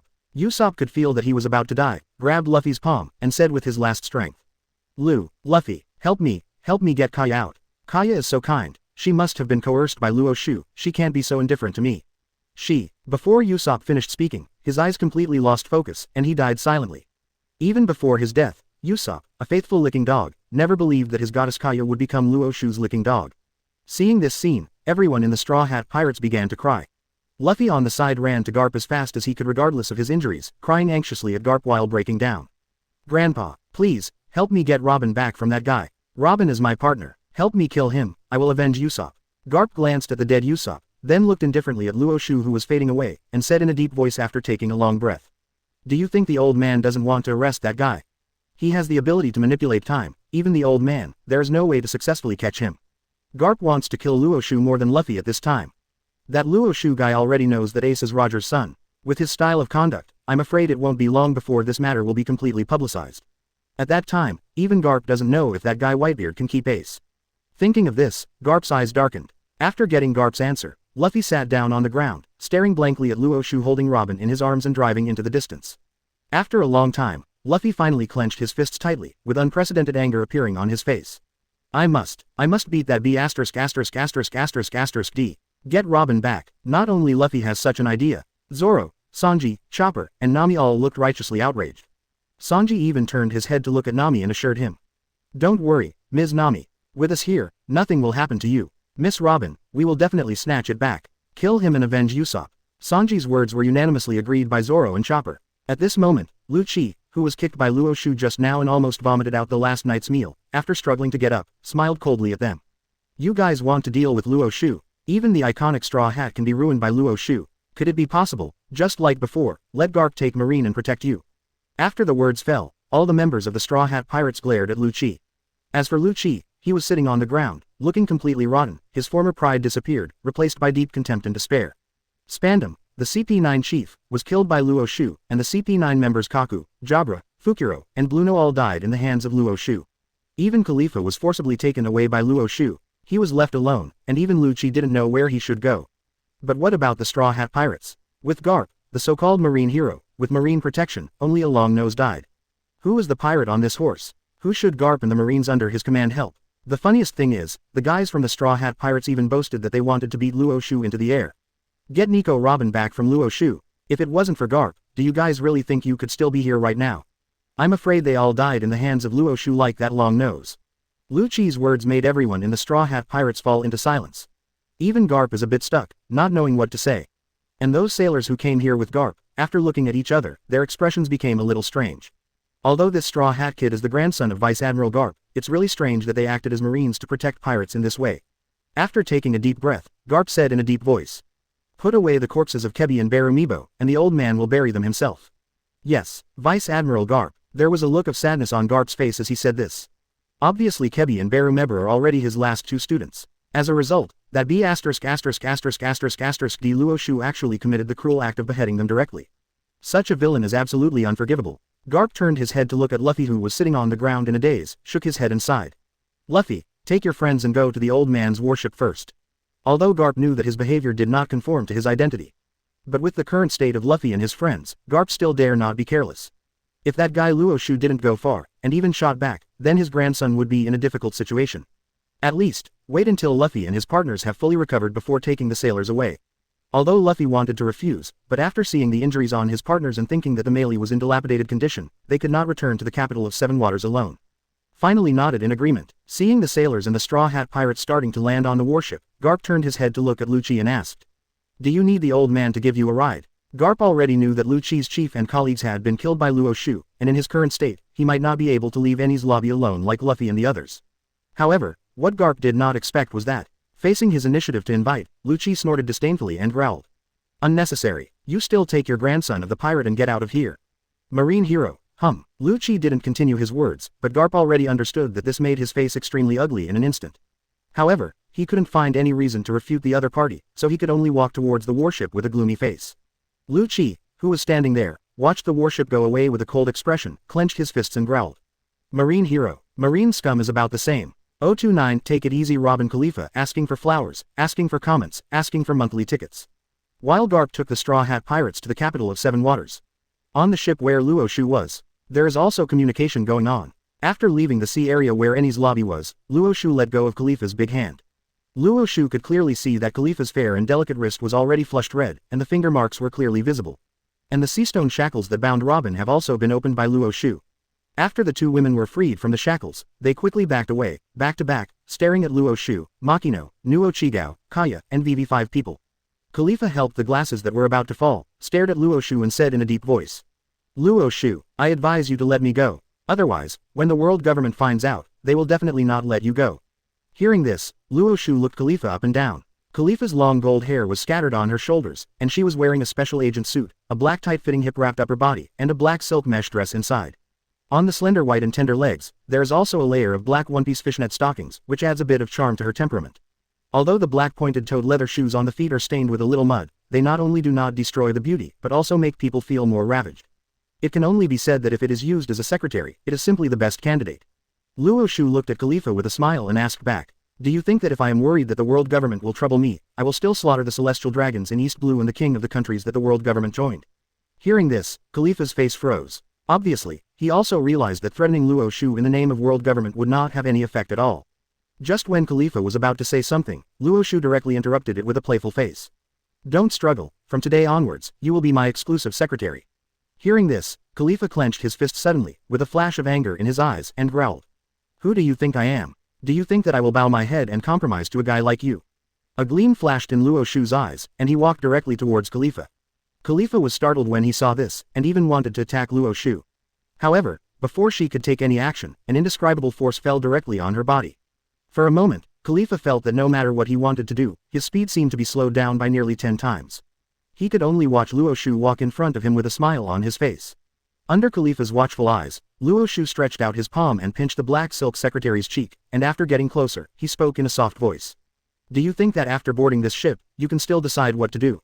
A gleam of fear flashed in Khalifa's eyes. She also finally recalled, with the ability to manipulate time possessed by Luo Xiu.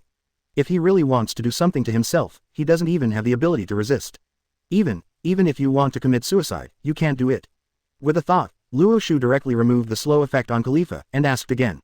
Now, do you understand where your position should be? Cold sweat appeared on Khalifa's white and tender forehead, his face became pale, and a trace of fear flashed in his eyes. After a long silence, he finally nodded his head with difficulty. I see. As Khalifa's voice fell, it seemed as if the strength in her body was directly exhausted. If it wasn't for Luo Xiu still pinching her cheek, I'm afraid this black silk female secretary has already slumped on the deck powerlessly. The sense of oppression brought by Luo Xiu is really too strong, and at the moment of compromising to Luo Xiu, Khalifa's pride has been completely shattered by Luo Xiu. Next, all you need to do is to train her, and Khalifa will completely become Luo Xiu's black silk secretary in a short time. Luo Xiu let go of Khalifa's cheeks and let her fall on the deck, without any sympathy for her. After dealing with Khalifa's matter, next, it's Robin's turn to be the devil's son. Luo Xiu is very much looking forward to what kind of rewards Robin, a member of the protagonist group, will bring to him.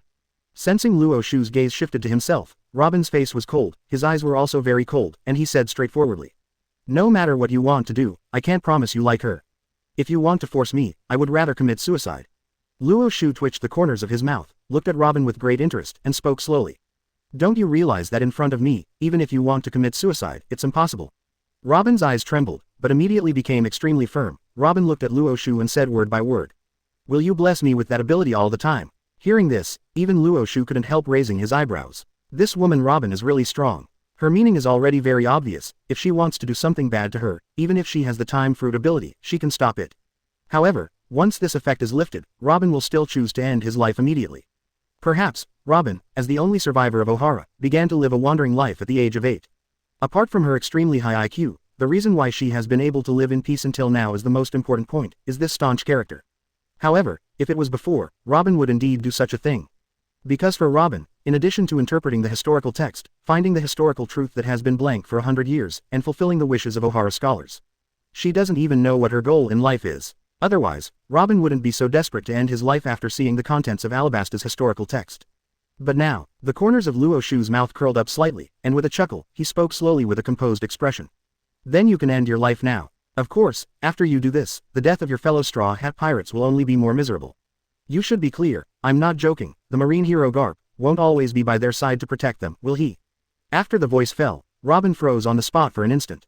Looking at the playful smile on Luo Xiu's face in front of her, she could clearly feel that Luo Xiu was not joking. Robin was desperate, hung his head in silence for a long time, and finally said in a low voice. If I promise you, will you let the Straw Hat Pirates go? A gleam flashed in Luo Xiu's eyes, and he stretched out his fingers to pick up Robin's chin, making him look at him. Looking at the panic and despair in Robin's eyes, Luo Xiu knew very well that Robin was already in his hands. Slowly, what if your performance satisfies me so much that I am willing to let them go for you? They're willing to tag the Enies lobby to save you. So, are you willing to risk everything for your partner? 030 Great Rewards. Emission Hockey. Return life asking for flowers. Evaluation. Monthly ticket. Luo Xiu's words echoed in Robin's ears. Robin's eyes were a little distracted. Looking at Luo Xiu in front of him, the picture of getting along with the members of the Straw Hat Pirates during this period of time appeared in his mind. At the very beginning, she who once belonged to Clockdoll's men, not trusted by everyone in the Straw Hat Pirates. However, with the increase of time spent together, Robin has a very good relationship with everyone. They also gradually recognized their status as their partners. But after coming to the capital of Seven Waters, she, the only survivor of Ohara, was targeted by CP9. In order to repay the Straw Hat Pirates for taking care of me during this time, Robin decided to go with them, and only asked CP9 to let the Straw Hat Pirates go. However, what Robin never expected was that the Straw Hat Pirates would resolutely come to the Enies lobby in order to save themselves, regardless of the price they would pay for it. When Robin cried in the Tower of Justice that she wanted to live, she had already made a decision. No matter what you need to face, you must always be a partner of the Straw Hat Pirates. But the appearance of Luo Xiu instantly shattered Robin's fantasy. He not only took himself away forcibly, but also threatened himself with the partners of the Straw Hat Pirates. At this moment, in Robin's eyes, Luo Xiu is the real devil. Robin looked at Luo Xiu in front of him and asked in a deep voice. As long as you let the Straw Hat Pirates go and stop making trouble for them, I can do whatever you want. Hearing this, Luo Xiu's fingers gently swayed on Robin's face, and after two low laughs, the smile suddenly disappeared. Instead, there was an incomparably cold expression. At the same time, Luo Xiu's fingers pinched Robin's cheek, making the devil's child's lips into an O shape. Before Robin could react, Luo Xiu said without haste, Robin, it seems that you still don't understand the situation clearly. Based on your current situation, do you think you are qualified to negotiate terms with me? Now you have only two choices. The first one is to commit suicide now, and the Straw Hat Pirates will die with you. The second one is to save your partner, give everything to me, and bet that your performance will satisfy me enough to let the Straw Hat Pirates go. Be clear about this first, I am giving you a chance, not asking you to negotiate terms with me. The voice fell, and Robin fell silent. With Robin's IQ, how could he not be aware that the so-called opportunity that Luo Xiu spoke of was just a gloomy hope that he casually threw out? How easy is it to get him to give up dealing with the Straw Hat Pirates? After all, even if you look at the whole world, how many people will be like the Straw Hat Pirates? When dealing with the enemy, they just fly away instead of killing the grass. Not to mention a villain like Luo Xiu who has always acted fiercely and viciously. However, apart from believing in this glimmer of hope, what else can Robin do at this time? After thinking about his current situation, Robin's eyes became dim, and after a long silence, he finally said in an extremely low and disappointed tone. I choose the second option. The corners of Luo Xiu's mouth curled up slightly when he heard this, and he nodded in satisfaction. After letting go of Robin's cheek, he looked at the red marks on Robin's delicate face that he pinched, and said with a smile. In this case, don't waste time and get ready to sail.